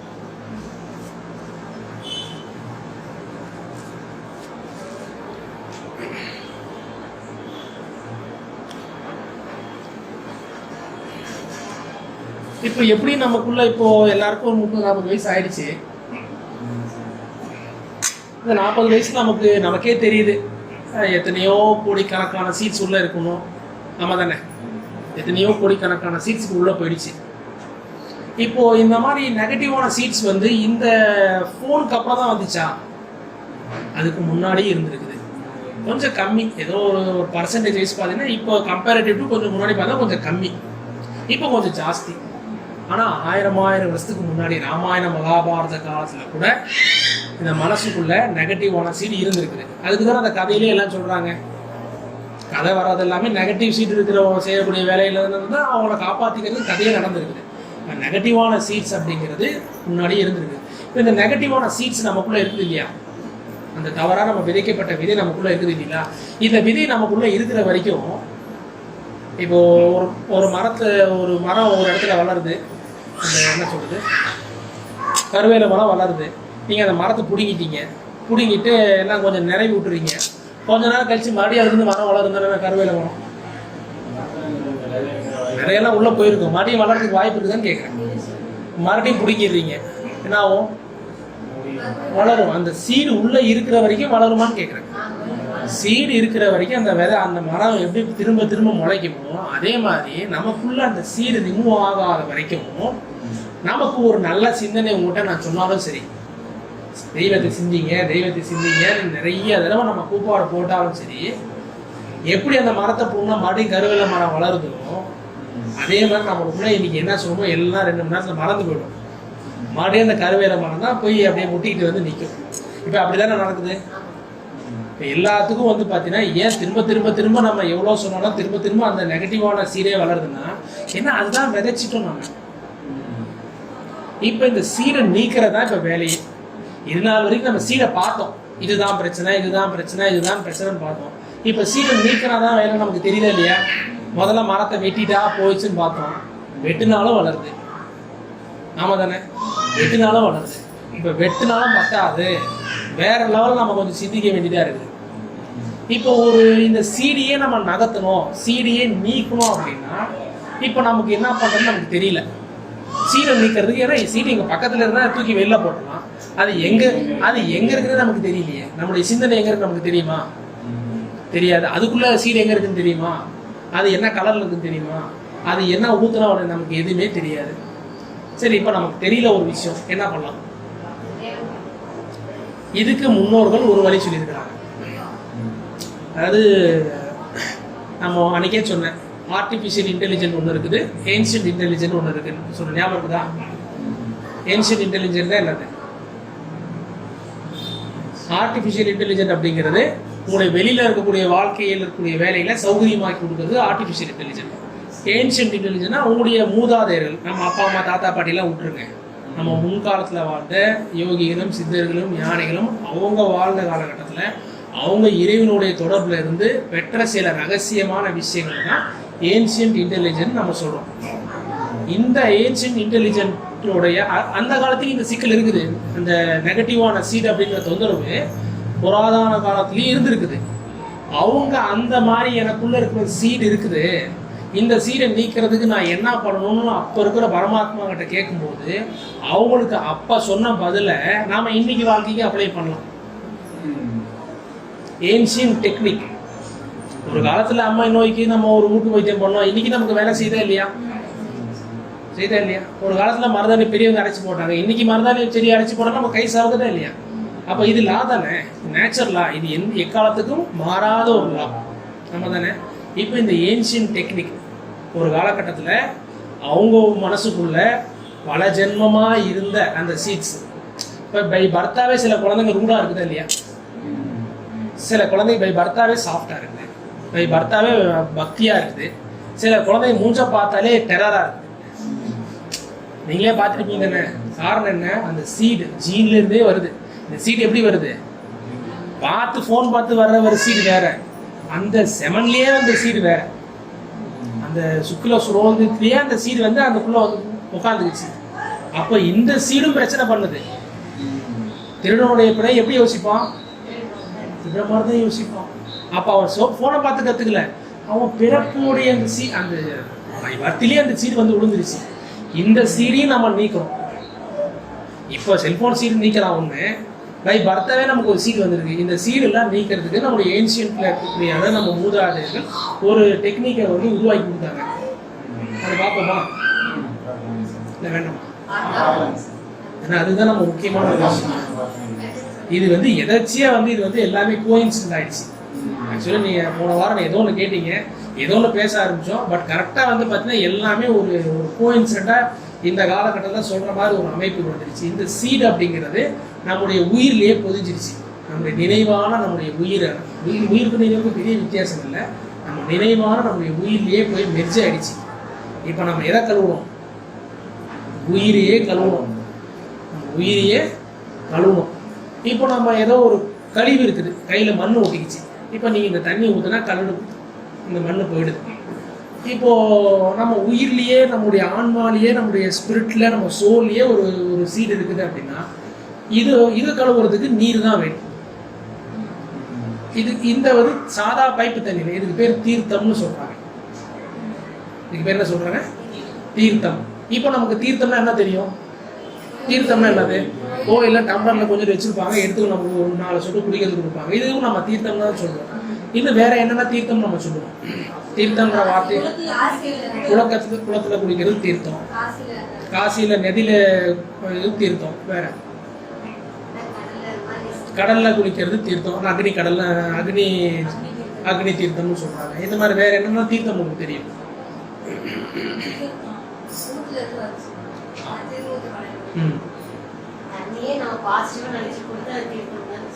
வேற என்னென்ன வகையில் எது நீங்கள் தீர்த்தமாக பார்த்துருக்கீங்கன்னு கேட்குறேன். அதுவும் தீர்த்தம்.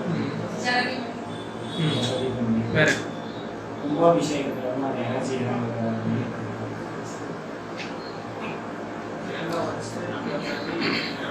அதாவது கான்சிக்ரேட்டட் வாட்டர் எல்லாமே தீர்த்தம் நம்ம சொல்லுவோம். அதாவது இறைவனுக்கு அர்ப்பணிக்கப்பட்டிருக்கு அந்த நீர், இறைவனுக்கு வச்சிருக்கிறாங்க, அந்த விக்கிரகத்துக்கிட்ட இருந்திருக்கு, இல்லை சாமி பேர் சொல்லி கொடுத்தாங்க, டிவைன் பேரை சொல்லி கொடுத்தாங்கன்னா அதை நம்ம தீர்த்தம்னு நம்ம பார்த்துருக்கோம். இது இல்லாமல் வேற என்னன்னா தீர்த்தம்னு சொல்லுவோம். கையில் அள்ளி கொடுக்கறது விட்டுருங்க. இது இல்லாமல் தீர்த்தம்னு வேற என்னென்ன வார்த்தை நீங்க எங்கெல்லாம் தீர்த்தம் இருக்கதான் நீங்க கேள்விப்பட்டிருக்கீங்க?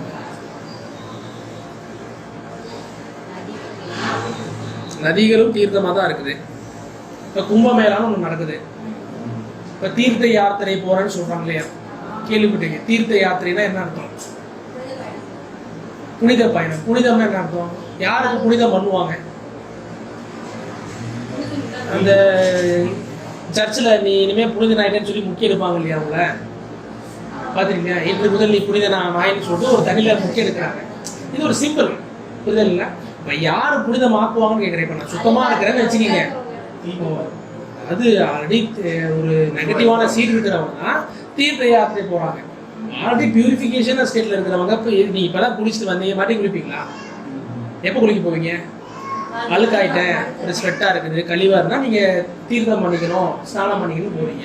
இப்போ யார் தீர்த்த யாத்திரை போகிறாங்க அப்படின்னா தன்னுடைய சோலில், தன்னுடைய ஸ்பிரிட்டில் யாருக்கு இந்த அந்த சீடு, எந்த சீடு நெகட்டிவான சீடு இருக்குதோ இப்போ அவங்க என்ன பண்ணுறாங்க, குறிப்பிட்ட காலத்தில் இருந்து தீர்த்த யாத்திரைன்னு போகிறாங்க. நிறைய சித்தர்களும் ரோகிகளும் ரிஷிமார்களும் கேள்விப்பட்டிருக்கீங்களா? தீர்த்த யாத்திரை போகணும்னு சொல்லி போவாங்க. இந்த தீர்த்த யாத்திரை அப்படிங்கிறது ஒரு காலகட்டத்தில் இருந்த ஒரு ஏன்ஷியன்ட் டெக்னிக். இந்த ஏன்ஷியன்ட் டெக்னிக் படி ஒரு குறிப்பிட்ட உதாரணத்துக்கு கும்பமேளா அப்படிங்கிறது எத்தனை வருஷத்துக்கு ஒரு நடக்குது? 12 இயர்ஸ் ஒன்ஸ் வந்து கும்பமேளா நடக்குது. ஒரு 4 வருஷத்துக்கு ஒரு தடவை அந்த கும்பமேளா வந்து ஒரு ஊரில் நடக்கும். ஒன்று அலகாபாத் நடக்கும், ஒன்று ஹரித்வார் நடக்கும், ஒன்று காசி நடக்கும், ஒன்று அலகாபாத் நடக்கும். இந்த மாதிரி 4 இடத்துல எவ்ரி 4 இயர்ஸ் ஒன்ஸ் வந்து ஒரு தீர்த்தம், முக்கியமான அந்த கங்கை, யமுனை அப்படின்னு சொல்லக்கூடிய அந்த சில நதிக்கரைகளில் இந்த தீர்த்தம் அப்படிங்கிற அந்த ஒரு நிகழ்வு நடக்குது. இப்போ என்ன நடக்குது இந்த இடத்துல? எப்பயுமே அந்த நதி ஓடிட்டு தான் இருக்குது. அந்த 4 வருஷத்துக்கு ஒரு தடவை, அந்த 12 வருஷத்துக்கு ஒரு தடவை மட்டும் ஏன் போய் குளிக்க போகிறாங்க? ஏதாவது ஐடியா இருக்குதா? எனர்ஜி அடிக்கிறது. என்ன எனர்ஜி? இறைவனுடைய எனர்ஜி அதிகரிக்குது. உதாரணத்துக்கு இப்போ நாம வந்து அண்டத்தில் இருக்கிறது தான் பிண்டத்தில்னு சொல்லுவாங்க, கேள்விப்பட்டீங்களா? இப்போ நம்ம வந்து பிண்டத்தை சுத்தப்படுத்தணும் அப்படின்னா இதுக்கு இந்த பிண்டத்தை ஒட்டுறது அண்டத்திலே இருக்குது, அண்டத்தை ஒட்டுறது பிண்டத்திலே இருக்குது. இப்போ நம்ம உடம்புல இந்த இடத்துல உங்களுக்கு ஏதோ ஒரு கொசு கடிக்குது. இப்போ இந்த கொசு விரட்டுறதுக்கு நீங்கள் இந்த கையை பயன்படுத்துவீங்களா? நம்ம தானே இங்கே இருக்கிற பிரச்சனையை சரிப்படுத்தி இந்த கையை பயன்படுத்திக்கிங்க. இந்த இடத்துல ஒரு நெருப்பு பிடிச்சிச்சு, ஊதி சரி பண்ணிக்கிறீங்க. ஆமாம் தானே? உங்களுக்குள்ளே வரக்கூடிய பிரச்சனைக்கு உங்களுக்கிட்டே ஒரு தீர்வு இருக்குதா இல்லையா? அதே மாதிரி நம்மளுக்குள்ளே வரக்கூடிய அந்த டிசீஸும் தீர்வு நமக்குள்ளேயே இருக்கு. இப்போ இந்த பிரபஞ்சத்தில் நம்ம உடல்ல இருக்கக்கூடிய சில இடத்துல தான் அந்த சீடு உருவாகுது. இந்த சீடு உருவாகக்கூடிய இந்த இடத்துல சுத்தமாக்குறதுக்கு உண்டான அந்த இடமும் நமக்குள்ளேயே தான் இருக்குது. இப்போ நமக்கு அந்த இடம் தெரியல, நமக்குள்ளே எங்க சீடு இருக்குன்னு தெரியல, அது எங்க ரிப்பேர் ஆகுன்னு தெரியல. இப்போ இதுக்கு ஒத்த ஒரு இடம் வெளியில இருக்குது, இதுக்கு ரிலேட்டடான ஒரு இடம். இப்போ நமக்குள்ளேயே உதாரணத்துக்கு இந்த யோகிகளும் சித்தர்கள்லாம் பார்த்தீங்கன்னா மலை மேலே ஐஸ் மலையில உட்காந்துருக்குறாங்க. அவ்வளோ குளிர்ல அப்படியே வெறும் லங்கோட்டி மட்டும் கட்டிட்டு உட்காந்துருக்குறாங்க. அவங்களுக்கு குளிர்ல என்ன காரணம்? ஏன்னா பிரபஞ்சத்துல குளிரான பிரதேசமும் இருக்குது, உஷ்ண பிரதேசமும் இருக்குது. இப்போ நீங்க உங்களுக்கு வந்து இந்த உடல்ல இருக்கிற எல்லா அம்சங்களும் தெரிஞ்சிருச்சு. நீங்க வந்துட்டு இப்போ பனிமலையில இருக்கீங்க. இப்போ இன்னும் ஒரு 10 நாள்ல கேதார்நாத் ஓபன் பண்ண போறாங்க, ஃபுல்லா ஐஸ்ல மூடி இருக்குது. இங்க எப்படி இருக்குது? ஃபுல்லா வெயில்ல மூடி இருக்குது. இப்போ உங்களுக்கு அங்க இருந்துட்டு நீங்க இங்க இருக்கக்கூடிய எனர்ஜி அங்க எடுத்து நீங்க செலவு பண்ணலாம் தானே? நீங்க அக்சசபிளா இருந்தீங்க அப்படின்னா உங்க பாடியில ஒரு இடத்துல ஹீட்டா இருக்குது, ஒரு இடத்துல குளிரா இருக்குன்னா நீங்க கொண்டு மேனேஜ் பண்ணிக்கலாம் தானே? அப்ப அந்த டெக்னிக்கை தெரிஞ்சவங்க உள்ளுக்குள்ளேயே அதை சமாளிச்சுக்கிறாங்க. உங்களுக்கு தெரியல, நீங்க என்ன பண்ணுவீங்க? ஏற்கனவே 2 நாள் ரூம் போட்டு ஏற்கனவே போய் இருந்துக்கிறீங்க. உள்ளுக்குள்ள நமக்கு அந்த குளிர் எடுத்துட்டு வர தெரியல. எக்ஸ்டர்னல் ஃபோர்ஸ்ல எங்க அந்த கோல்டு கிளைமேட் இருக்குதோ நம்ம அங்க போய் ஒரு 4 நாள் இருந்துக்கணும். அதே மாதிரி நம்ம உடம்புல அந்த சுத்திகரிக்கக்கூடிய அந்த தளத்தை நம்மளால ஐடென்டிஃபை பண்ண முடியல. அதனால எக்ஸ்டர்னலாக அந்த மாதிரியான இடம் நம்மளுடைய உயிரோடைய அந்த சுத்திகரிப்பு பண்ணுறதுக்கு ஒத்த இடம் பிரபஞ்சத்தில் எங்கே இருக்குன்னு நம்மளுடைய ஏன்ஷியன் பர்சன்ஸு இறைவன்கிட்ட கேட்டு உருவாக்குன அந்த இடம் தான் அந்த புனிதமான தீர்த்த ஸ்தலம் அப்படின்னு சொல்லக்கூடிய அந்த இடம். இந்த தீர்த்த ஸ்தலத்தில் ஒரு 12 வருஷத்துக்கு ஒரு தடவை, இப்போ கும்பமேளா நடக்குதுன்னா 12 வருஷத்துக்கு ஒரு தடவை குருவான அந்த ஜூபிட்டர் கிரகம் ஒரு இடத்துல வந்து நிற்கும் பொழுது அந்த நதியில் இருக்கக்கூடிய வைப்ரேஷன், இது நவகிரகம் தான் தொடர்புடையது, அந்த குருவுடைய ஆதிக்கத்தினால அந்த குருவுடைய சக்தி அந்த நதியில் விழுகுது.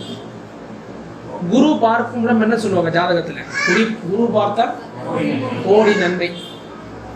குருவுடைய பார்வை பட்ட இடம் என்ன ஆகும், அந்த இடத்துல எவ்வளோ தோஷம் இருந்தாலும் என்ன ஆகும், நிவர்த்தி ஆகும். காரணம் என்ன, இதுக்கு விளக்கம் சொல்லுங்க பார்ப்போம். சும்மா இது ஒரு வார்த்தையே இல்லாமல் அதுக்கு எப்படி சொல்ல வரீங்க, குரு பார்த்தால் கோடி நன்மைன்னு எப்படி சொல்ல வரீங்க?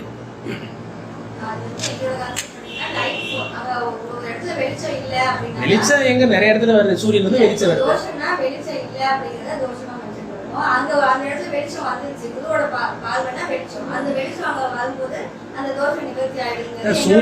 சூரியனோட வெளிச்சமும் வெளிச்சம் தானே, நிலாவுடைய வெளிச்சமும் வெளிச்சம் தானே. அப்ப குருவுடைய வெளிச்சம் மட்டும் எப்படி சொல்லுங்க, அதாவது என்ன சொல்றாங்க, குரு பார்க்க கோடி நன்மைன்னு சொல்றாங்க. வெளிச்சம்ன்ற வார்த்தை இதுல வரல, குரு பார்க்க கோடி நன்மைன்னு சொன்னாங்க. என்ன காரணம்?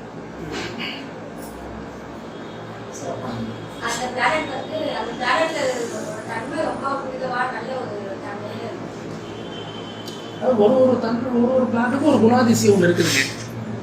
குரு பார்க்கக்கூடிய நன்மை அப்படின்னா, இப்போ யாரோ ஒருத்தர் வந்து ரொம்ப நோய்வாயில் இருக்கிறாங்கன்னு வச்சுக்கிங்க, ஒரு துன்பத்தில் இருக்கிறாங்க. குரு அப்படின்னா ஒரு ஹை கான்சியஸ் பர்சன், ஒரு உயர்ந்த ஞானமுடைய ஒரு ஹை கான்சியஸ் பர்சன். இந்த ஹை கான்சியஸ் பர்சன் ஒரு நோய்வாய் உற்ற இல்லை பெரிய கர்மங்கள் உடைய ஒரு நபர் மேலே அவர் இறக்கப்பட்டார்னு வச்சுக்கிங்க. அந்த குருவானவர் அந்த நோய் உற்ற பர்சன் மேலேயோ இல்லை அந்த ரொம்ப கர்மாவுடைய சுழற்சியில் சிக்கியிருக்கிற மேலே அவர் இறக்கப்பட்டு அவர் பார்வை ஒரு மேலே பட்டுச்சுன்னா அவர் சொல்லுவார், உங்கள்கிட்ட இருக்கிற அந்த பொருளை எடுத்துட்டு நீ விளங்கிடுவேன், இது இனிமேல் இப்படி செய்யாத, இது இப்படி செய்யணும். அவர் 2 வார்த்தை அந்த கரெக்ஷன் அதை அவரால் கண்டுபிடிக்க முடியாது. அது அவர் குப்பை தொட்டியில் இருக்கிறவனுக்கு குப்பை தொட்டியில் இருக்கிறது நமக்கு தெரியாது. ஆமா தானே, வெளியில் இருக்கிறவன் தான் நீ குப்பை தொட்டியில் இருக்கிறப்பா நமக்கு தெரியும். அது மாதிரி ஒரு நோயில் சிக்கிருக்கிறவனுக்கு அவனுக்கு வழி தெரியல. அப்போ ஒரு ஹை கான்சியஸ் பர்சன் ஆனவர் என்ன சொல்றாருன்னா, அவங்ககிட்ட இருக்கக்கூடிய குறைகளை சுட்டி காட்டி அவர் பார்த்துட்டாருன்னா அவர் எதை பார்ப்பாரு, ஒரு ஹை கான்சியஸ் பர்சன் ஒரு லோ கான்சியஸ் பர்சனை பார்த்தாருன்னா முதல்ல அவருடைய குறையை அவருக்கு கண்ணுக்கு தெரியும். குறையை பார்த்துட்டாருன்னா அது சொல்லாமல் இருப்பாரா? இப்போ யாரோ ஒருத்தர் கையில் ஒரு தேல் ஏறிட்டு இருக்குது, இப்போ பார்த்ததும் அந்த தேல் பற்றின அந்த விஷ கொட்டுனா முடிஞ்சிருச்சுன்னு கதை தெரிஞ்சவர் என்ன பண்ணுவார், முதல்ல அந்த தேல் எடுத்து விடுப்பார் தானே சொல்லுவார். அப்போ குரு பார்க்க உங்களுடைய வாழ்க்கையில் இருக்கிற எல்லா துன்பத்துக்கும் தீர்வு இருக்குது. வேற யாரை பார்த்தாலும் இல்லை, ஹை கான்சியஸ் குரு அப்படின்றத ஒரு ஹை கான்சியஸ் பர்சன் வச்சுக்கிங்க. ஒரு ஹை கான்சியஸ் எனர்ஜி ஒரு இடத்துல பட்டுருச்சுன்னா அந்த பட்ட இடத்துல உங்ககிட்ட என்னென்ன ஓட்டைகள் இருக்குதோ, என்னென்ன நெகட்டிவான சீட்ஸ் இருக்குதோ, என்னென்ன குணாதிசயங்கள் இருக்குதோ, இப்போ ஒரு ஹை கான்சியஸ் பர்சன் விட்ட பார்த்தாங்கன்னா உங்களுடைய வறுமைக்கு இதுதான் காரணம், உங்களுடைய நோய்க்கு இதுதான் காரணம், உங்களுடைய துன்பத்துக்கு இதுதான் காரணம் அப்படின்றத உங்களுடைய ஹிஸ்டரியை எடுத்து புட்டு வச்சு இதுதான் பிரச்சனை வந்திருக்கு, இதெல்லாம் நீ சரி பண்ணு, இதெல்லாம் சரி பண்ணுன்னு சொல்லி அவங்க சொல்ல இப்போ நீங்கள் அதெல்லாம் சரி பண்ணிட்டே வந்துட்டீங்கன்னா உங்களுடைய கர்மாவின் நீ வெளியில் வந்துடலாங்க. இவ்வளோதான் குரு பார்க்க கூடுதல் என்ன, high conscious person low conscious பர்சனை பார்க்கும்போது அவங்களுடைய குறைகளை சுட்டி காட்டுறாங்கன்னு அர்த்தம். அப்படி இந்த ஜூபிட்டரான இந்த கிரகம் இந்த ஒரு குறிப்பிட்ட வருஷத்துக்கு ஒரு தடவை இந்த குறிப்பிட்ட ராசியில் நிற்கும் போது இந்த ராசிக்குண்டான அந்த நீர்நிலை புனிதமாகுது, பாசிட்டிவான எனர்ஜி வருது. அப்பயும் அதே மழை தண்ணி தான். குறிப்பிட்ட அந்த கிரக நிலைக்கு வரும்போது அந்த ஜூபிட்டருடைய லைட் எனர்ஜி அந்த நீர்நிலையில படுது.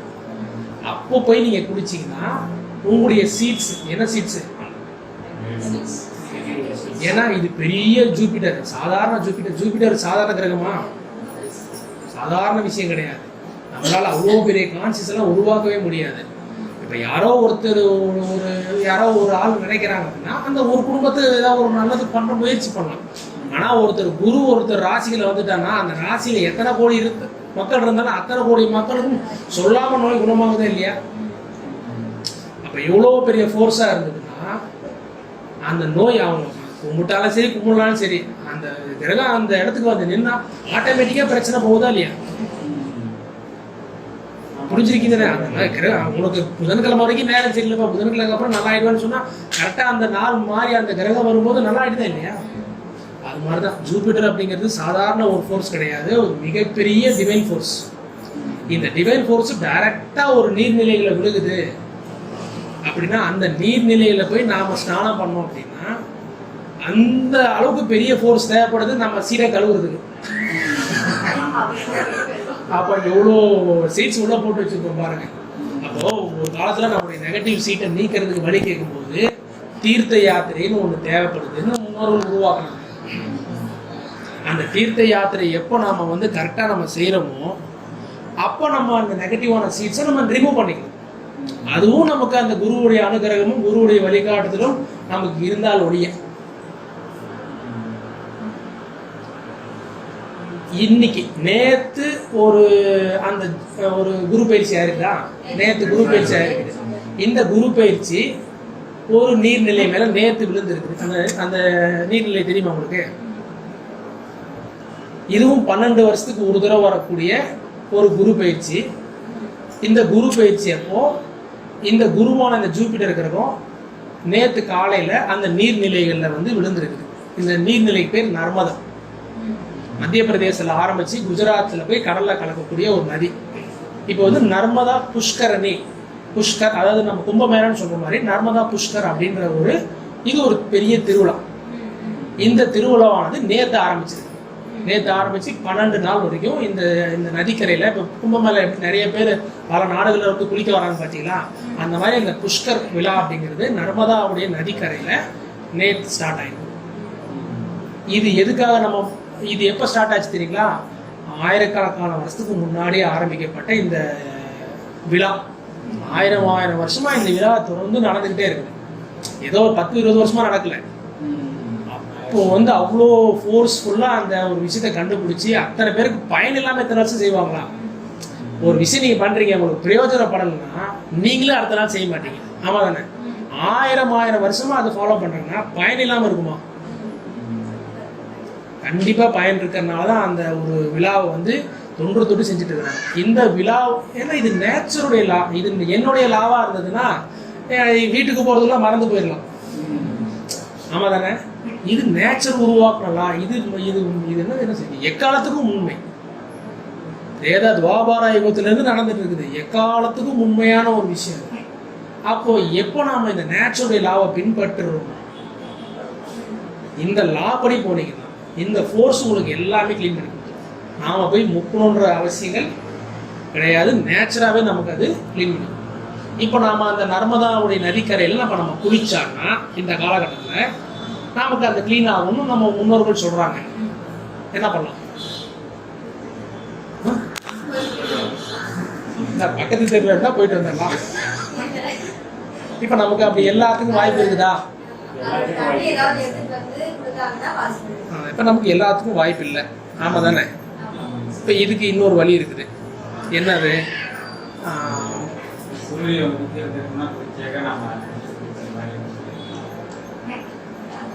அது பொதுவாக குளிக்கிறது தான். இப்போ நம்ம இந்த புஷ்கர் அந்த நர்மதா புஷ்கரணி அப்படின்னு சொல்லக்கூடிய இந்த இதில் வந்து பார்த்தீங்கன்னா உதாரணத்துக்கு இப்போ நாம் இங்கே இருக்கிற இடத்துக்கும் நர்மதா நதிக்கரைக்கு எவ்வளோ கிலோமீட்டர் இருக்கும்? அப்ராக்சிமேட்டாக சொல்லுங்க. ஒரு 1500 கிலோமீட்டர் இருக்குமா? ஒரு மத்திய பிரதேசம் ஒரு 1000 to 1500 கிலோமீட்டர் இருக்கும். இப்போ நீங்கள் புஷ்கரணி நீங்கள் மனசில் நினைக்கிறீங்க. 1500 கிலோமீட்டர் எவ்வளோ நேரம் ஆச்சு உங்களுக்கு ட்ராவல் பண்ணுறதுக்கு? செகண்டில் போயிடுச்சு. நீங்கள் கொலம்பியான்னு நான் சொல்கிறேன், அந்த ஊருக்கு எவ்வளோ நேரத்தில் போச்சு? அதாவது உங்களுடைய மனநிலையில் ஃபிசிக்கலாக தான் அது தூரம். ஃபிசிக்கலாக நீங்கள் ட்ராவல் பண்ணணும்னா ஒரு ட்ரெயினில் ஒரு 30 மணி நேரம் நீங்கள் ட்ராவல் பண்ணணும். மன ரீதியாக ட்ராவல் பண்ணோம் அப்படின்னா கன நேரத்தில் நீங்கள் போகணும். இதுக்கு பேர் குவாண்டம் தியரின்னு சொல்கிறாங்க. குவாண்டம் தியரின்னா தெரியுமா? சொல்லுங்க. விஷுவலைசேஷன். அந்த குவாண்டம் தியரி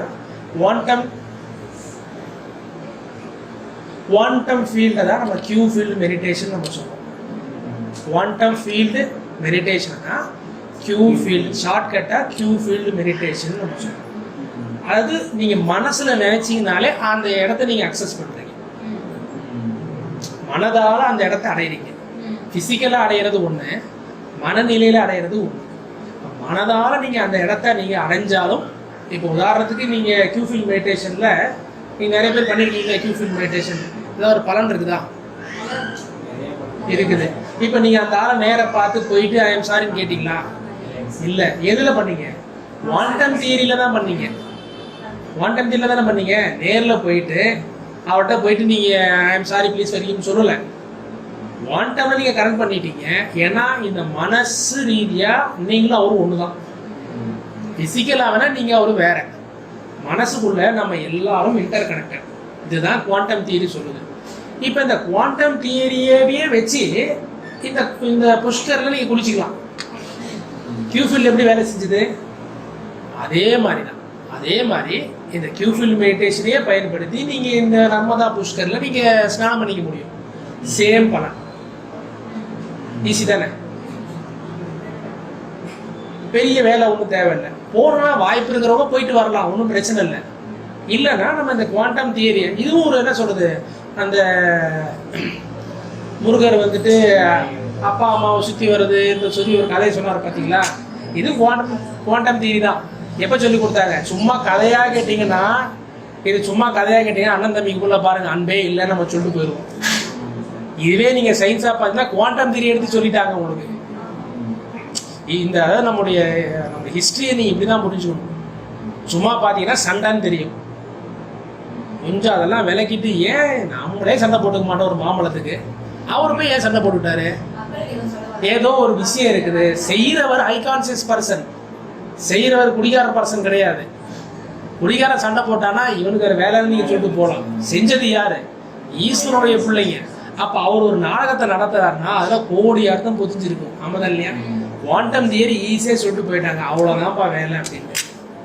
அப்போ இந்த மன ரீதியான குவாண்டம் தியரி அப்படின்னு சொல்லுறது கியூஃபீல்ட் மெடிடேஷனை பயன்படுத்தி இந்த புஷ்கரணி, அந்த நர்மதா நதிக்கரையுடைய அந்த அந்த லைட் எனர்ஜி நமக்கு முக்கியமாக தேவையானது என்னன்னா அந்த குரு, அந்த ஜூபிட்டருடைய பிளஸ்ஸிங்ஸ். மெயினாக சொல்ல வேண்டியது என்னன்னா அந்த ஜூபிட்டருடைய பிளஸ்ஸிங்ஸ் நமக்கு கிடைச்சா அவ்வளோதானே. இந்த ஜூபிட்டரில் இப்போ அந்த கோல்டன் எனர்ஜி வந்து இறங்கிடுச்சு நேற்று. அந்த ஜூபிட்டர் அப்படிங்கிறது அந்த மஞ்சள் நிறம் அப்படின்னு அதுக்கு சொல்கிறாங்க. அந்த கோல்டன் எனர்ஜி இப்போ அந்த நதிக்கரையில் ஃப்ளோ ஆகுது. இப்போ இந்த ஃப்ளோ எப்படி நீங்கள் டிவைனுடைய ஃப்ளோ நீங்கள் நினச்சி பார்க்குறீங்க இல்லையா? விஷுவலைசேஷன் பண்ணி பார்க்குறீங்க. அந்த ப்ளூ எனர்ஜி ஒயிட் எனர்ஜி நமக்குள்ளே வந்து நம்ம பிளஸிங் பண்ணுற மாதிரி நீங்கள் ஒரு விஷுவலைசேஷன் பண்ணி பார்க்குறீங்க. சேம் விஷுவலைசேஷன் தான் நம்ம பண்ணி பார்க்கலாம். அப்படி பண்ணும்போது என்ன ஆகுனா அந்த சேம் எஃபெக்ட் நம்முடைய சீட்ஸை, நம்முடைய அந்த நெகட்டிவான அந்த சீட்ஸை கரைக்க ஆரம்பிக்குது. இது 12 வருஷத்துக்கு நடந்து தான் இருக்குது. சம்டைம்ஸ் நமக்கு ஒரே நாளில் நமக்கு பிராப்தம் இருந்ததுன்னா, நம்ம சரியான முறையில் இருந்தோம்னா, நமக்கு பரமாத்மாவுடைய ஆசீர்வாதம்னா ஒரு முக்கில் நம்ம எல்லா சீரையும் அழிச்சிடலாம். இல்லைன்னா நம்ம திரும்ப திரும்ப போவோம், திரும்ப நம்ம பண்ணுவோம். ஏன்னா சில ஆன்செஸ்ட்ரல் கர்மா இருக்குது பார்த்தீங்களா, நம்முடைய மூதாதையர் செஞ்ச கர்மா, இதெல்லாம் ரொம்ப ஆழமாக இருக்குது. அந்த உள்ளேருந்தே நம்ம விண்டிலேயே வாங்கிட்டு வந்த கர்மெல்லாம் நிறையா இருக்குது. இதெல்லாம் நம்ம கொஞ்சம் கொஞ்சமாக நம்ம இருக்கிற காலகட்டத்தில் அந்த ஆன்சிஸ்டர் இன்டெலிஜென்ஸை பயன்படுத்தி நம்ம க்ளீன் பண்ணோம். அதுக்கு இது ஒன் ஆஃப் த வே. வாய்ப்பு கிடைக்கும் போது நம்ம நேரில் போவோம். இப்போ நம்ம எதிர்ச்சியாக இந்த விஷயம் எல்லாமே கோயின்சிடென்ட் ஆயிடுச்சு. எதுக்கோ சொல்ல ஆரம்பிச்சு, எதுக்கோ வந்து இன்னைக்கு நர்மதா புஷ்கரணி மெடிடேஷன் வரைக்கும் வந்துடுச்சு.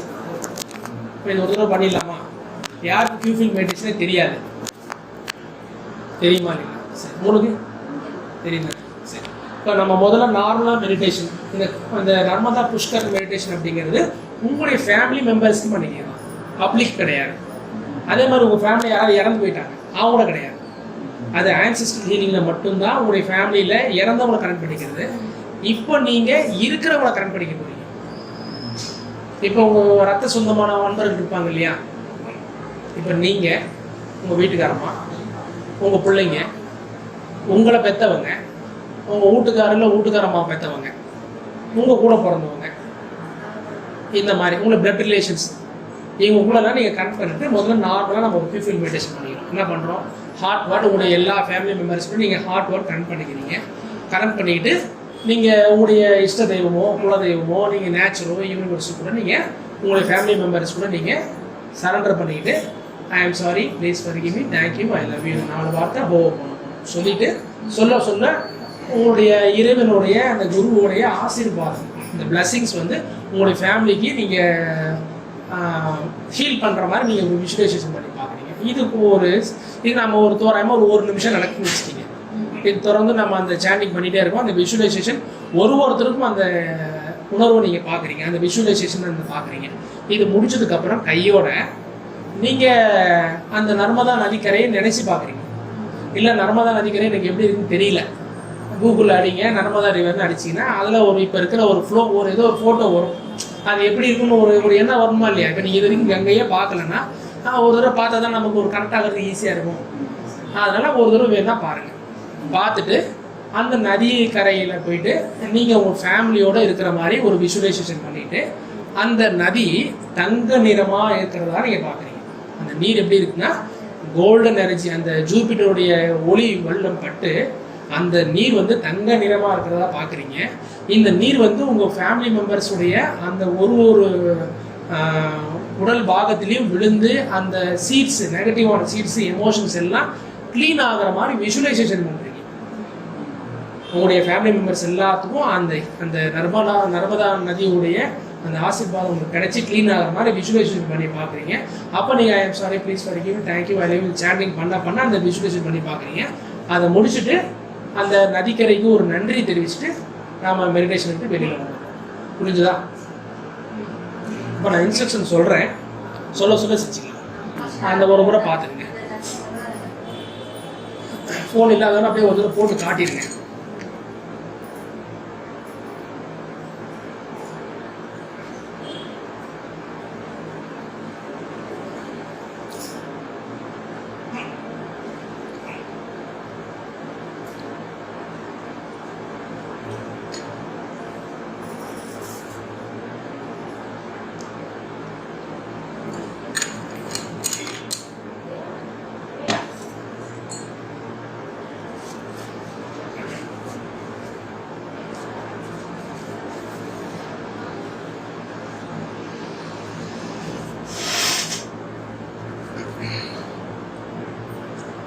வந்துருச்சா?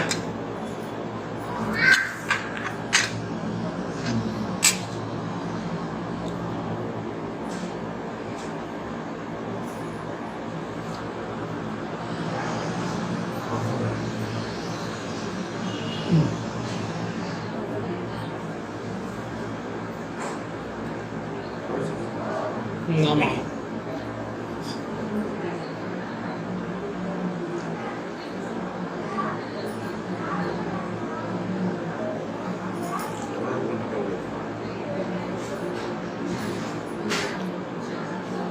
அப்படிதான் பார்த்துங்க. எல்லாரும் பார்த்துங்க. அவ்வளோதான். சும்மா ஒரு நம்ம நினைவுக்காக தான். நீங்கள் மனசில் கனெக்ட் ஆகிறது தான். அந்த ஃபோட்டோ கூட இல்லை. நர்மதான்ற ஒரு நதி இருக்குது. அது மத்திய பிரதேசத்தில் ஆரம்பித்து குஜராத்துக்கு, அதாவது கிழக்கில் ஆரம்பித்து மேற்குக்கு போகுது. இந்த நதி கூட நான் கனெக்ட் ஆகிக்கிறேன் அப்படின்னு மனசில் நினச்சிக்கிங்க. ஃபஸ்ட்டு நார்மல் கியூஃபுல் மெடிடேஷன் பண்ணிங்கன்னா கண்ண முடிப்பாங்க.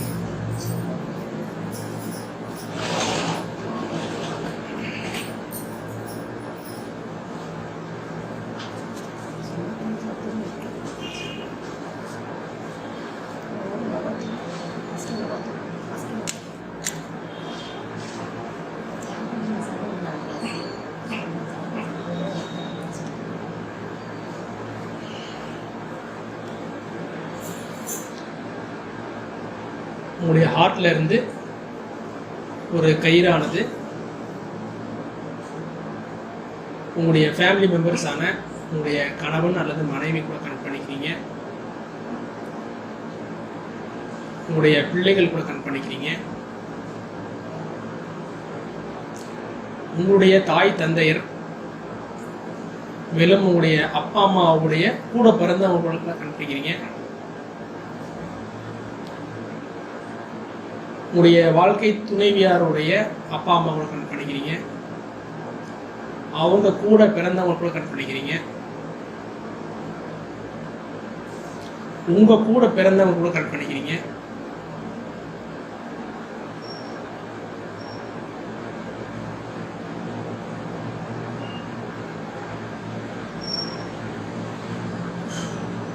இப்படி உங்களுடைய பிளட் சர்க்குலேஷன், பிளட் ரிலேஷன் இருக்கக்கூடிய எல்லா அன்பாரும் கூட நீங்கள் கட் பண்ணிக்கிட்டீங்க. இப்போ உங்களுடைய இஷ்ட தெய்வமும் குலதெய்வமான அல்லது பிரபஞ்சத்தை உருவாக்கிய அந்த ஆதி தெய்வத்துடைய திருவடியில் நீங்கள் விழுந்து வணங்குறீங்க.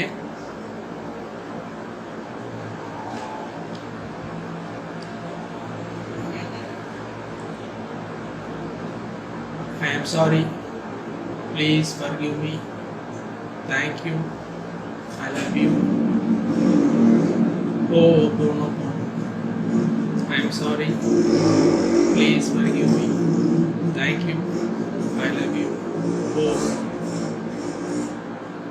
மனசுக்குள்ள அப்படியே உச்சரிச்சுக்கிங்க. உச்சரிக்கும் பொழுது இறைவனுடைய ஆசீர்வாதம் உங்களுடைய குடும்பத்தில் இருக்கிற எல்லார் மேலேயும் பிளஸிங்ஸ் விழுகிற மாதிரி விஷுவலைசேஷன் பண்ணி பாருங்க. மனசுக்குள்ள உச்சரிங்க.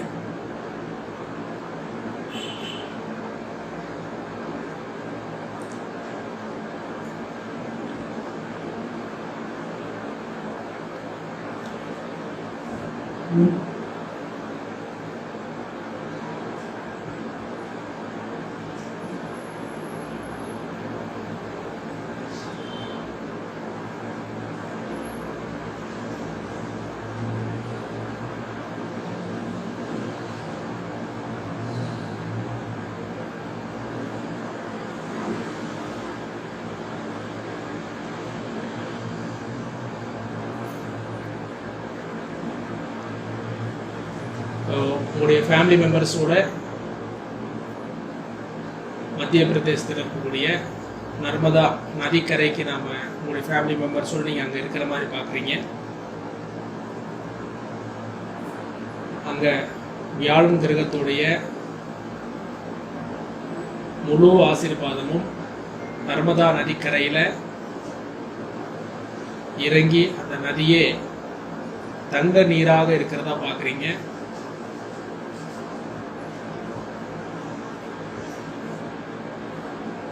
இந்த தங்கமான ஆசீர்வாதம் பெற்ற இந்த நீரானது உங்கள் குடும்பத்தில் இருக்கக்கூடிய அன்பர்கள் அனைவரையுமே இந்த நீரில் இருக்கக்கூடிய ஆசீர்வாதம் உங்களுக்கும் உங்களுடைய ஃபேமிலி மெம்பர்ஸில் அவங்களுக்குள்ளே இருக்கக்கூடிய அந்த நெகட்டிவான சீட்ஸ், நெகட்டிவ் கர்மா, இதை க்ளீன் பண்ணுற மாதிரி விஷுவலைசேஷன் பண்ணி பார்க்குறீங்க.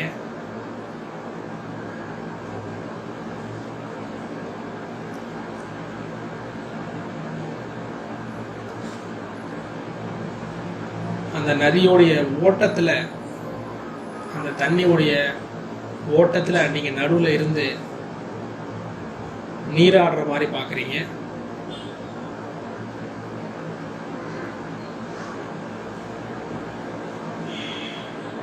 அந்த தங்க நீர் உங்களுடைய கர்ம வினைகளை அகற்றி எடுக்கிற மாதிரி பார்க்குறீங்க.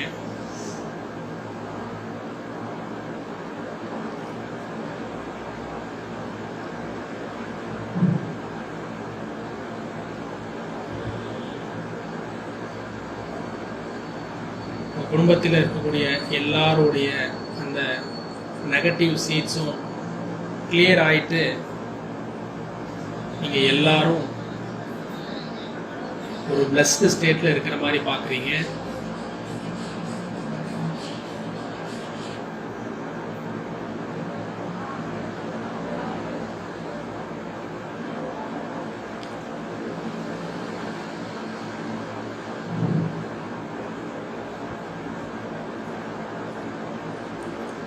இந்த நர்மதா நதிக்கரைக்கு அந்த தாய்க்கு நம்ம நன்றி தெரிவிக்கிற மாதிரி பார்க்குறீங்க. குடும்பத்தில் இருக்கிற எல்லாரும் விழுந்து வணங்குறீங்க, நன்றி ஆத்மார்த்தமாக தெரிவிக்கிறீங்க.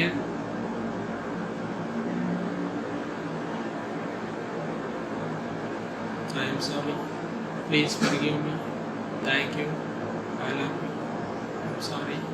Please forgive me. Thank you. I love you. I'm sorry. Please forgive me. Thank you. I love you.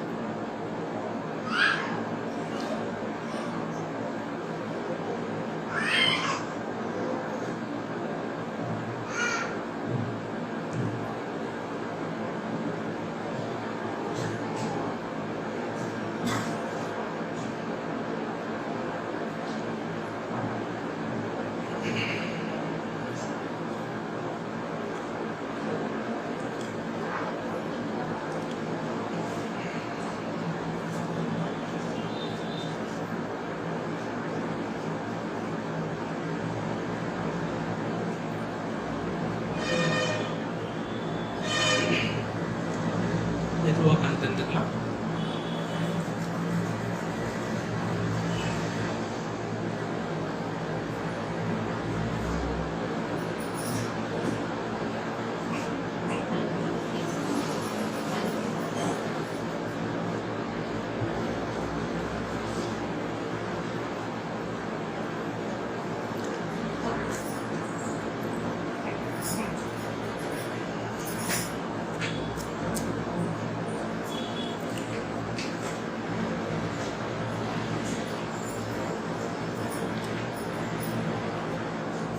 இப்போ நம்முடைய அந்த மனநிலையில் அந்த குவாண்டம் ஃபீல்ட்லேயே நம்ம போய் குளிச்சுட்டு வந்தது மனநிலையில் எப்படி ஃபீல் பண்ணுறீங்க?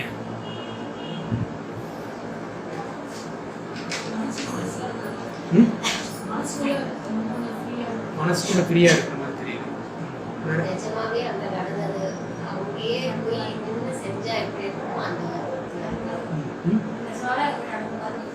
மனசுக்குள்ள எப்படி இருக்குது? சில பேருக்கு வந்து தூக்கம் வரலாம், சில பேருக்கு உடம்புல வலியும் வரலாம். இந்த மாதிரி குவாண்டம் ஃபீல்ட் எனர்ஜி செய்யும்போது முக்கியமாக அந்த புஷ்கரணை செய்யும்போது நிறைய தடைகள் வரும். முதல்ல பண்ணணும்னு நினைக்கும் போது நிறைய தடைகள் வரும். ஏன்னா நம்முடைய கர்மாவை தீர்க்கக்கூடிய வழிக்கு வந்து எப்பவுமே நம்முடைய தாட்ஸு, நம்முடைய எண்ணங்கள் எல்லாமே நூற்றுக்கணக்கான தடையை நமக்கு உருவாக்க முடியும். இதெல்லாம் தாண்டி தான் நம்ம அந்த விஷயம் செய்ய முடியும். ஆனால் நம்முடைய உடலில், உணர்வில், எமோஷன்ஸில் நிறைய சிக்கல்கள், தடைகள் ஆரம்பத்தில் உருவாகும். நீங்கள் தொடர்ந்து இதை பண்ண இதிலிருந்து நீங்கள் கொஞ்சம் வெளியில் வந்துடலாம்.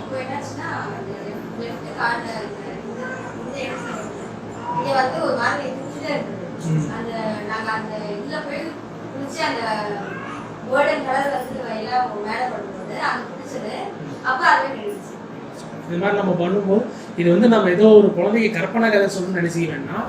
இது உண்மையாவே நீங்க குவாண்டமா நினைச்சீங்கன்னா அதுதான் உண்மை. புரியுதுங்களா? இது நம்ம அப்படி நினைச்சு நம்ம தொடர்ந்து இனி நம்ம இந்த மெடிடேஷன் செய்யணும். இந்த புஷ்கரணி நடக்கக்கூடிய இந்த 12 நாள், மே 12 வரைக்கும் இந்த நாள் இருக்குது.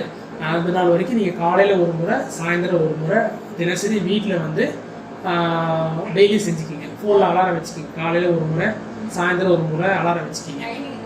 டைமிங் முன்னே செய்யுங்க, ஒன்றும் பிரச்சனை இல்லை. காலையில் ஒரு 6-7 மணிக்கு செய்யுங்க, சாயந்தரம் ஒரு 5-6 மணிக்கு செய்யுங்க. ஒரு டைம் வச்சுக்கிங்க. டைம் வச்சுக்க மறந்துடாதீங்க. ஏன்னா நம்முடைய நெகட்டிவான சீட்ஸ் இருக்கு இல்லைங்களா, இது வந்து நம்ம அலாரம் வைக்கிறதுக்கே விடாது.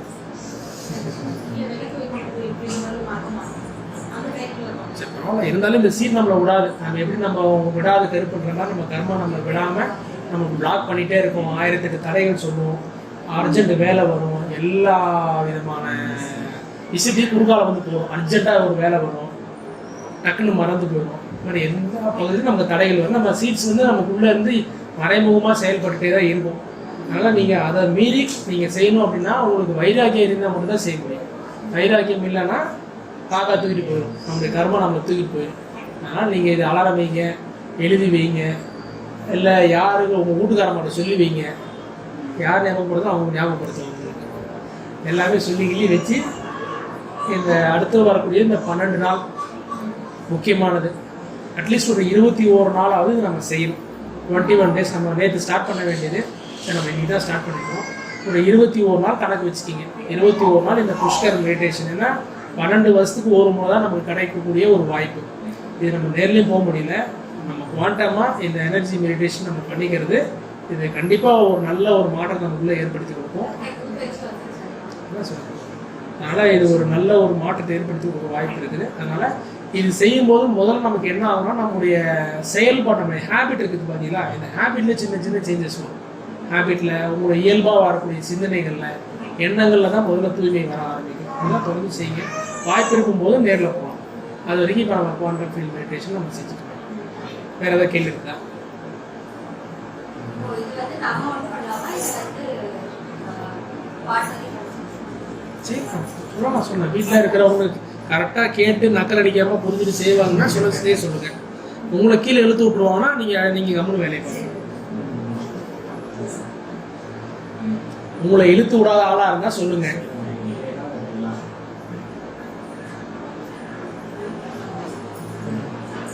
வேறு ஏதாவது டவுட் இருந்தா? சரி, இந்த சில விஷயங்கள் இருக்குது. நம்ம அடுத்த வாரம் மாதிரி பார்ப்போம். இந்த மெடிடேஷன் வீட்டில் செய்யுங்க. கண்டிப்பாக அலாரம் வச்சுங்க. வீட்டுக்கு போகிறது அலாரம் வச்சுட்டு தான் வீட்டுக்கு போகணும்.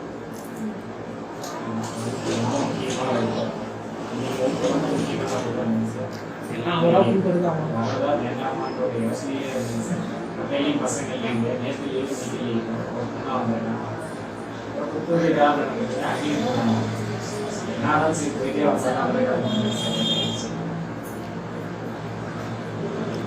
ஆக்சுவலாக இந்த கிளாஸ் எடுக்க நான் முன்னாடியே போகணும்னு எனக்கு தோணலை.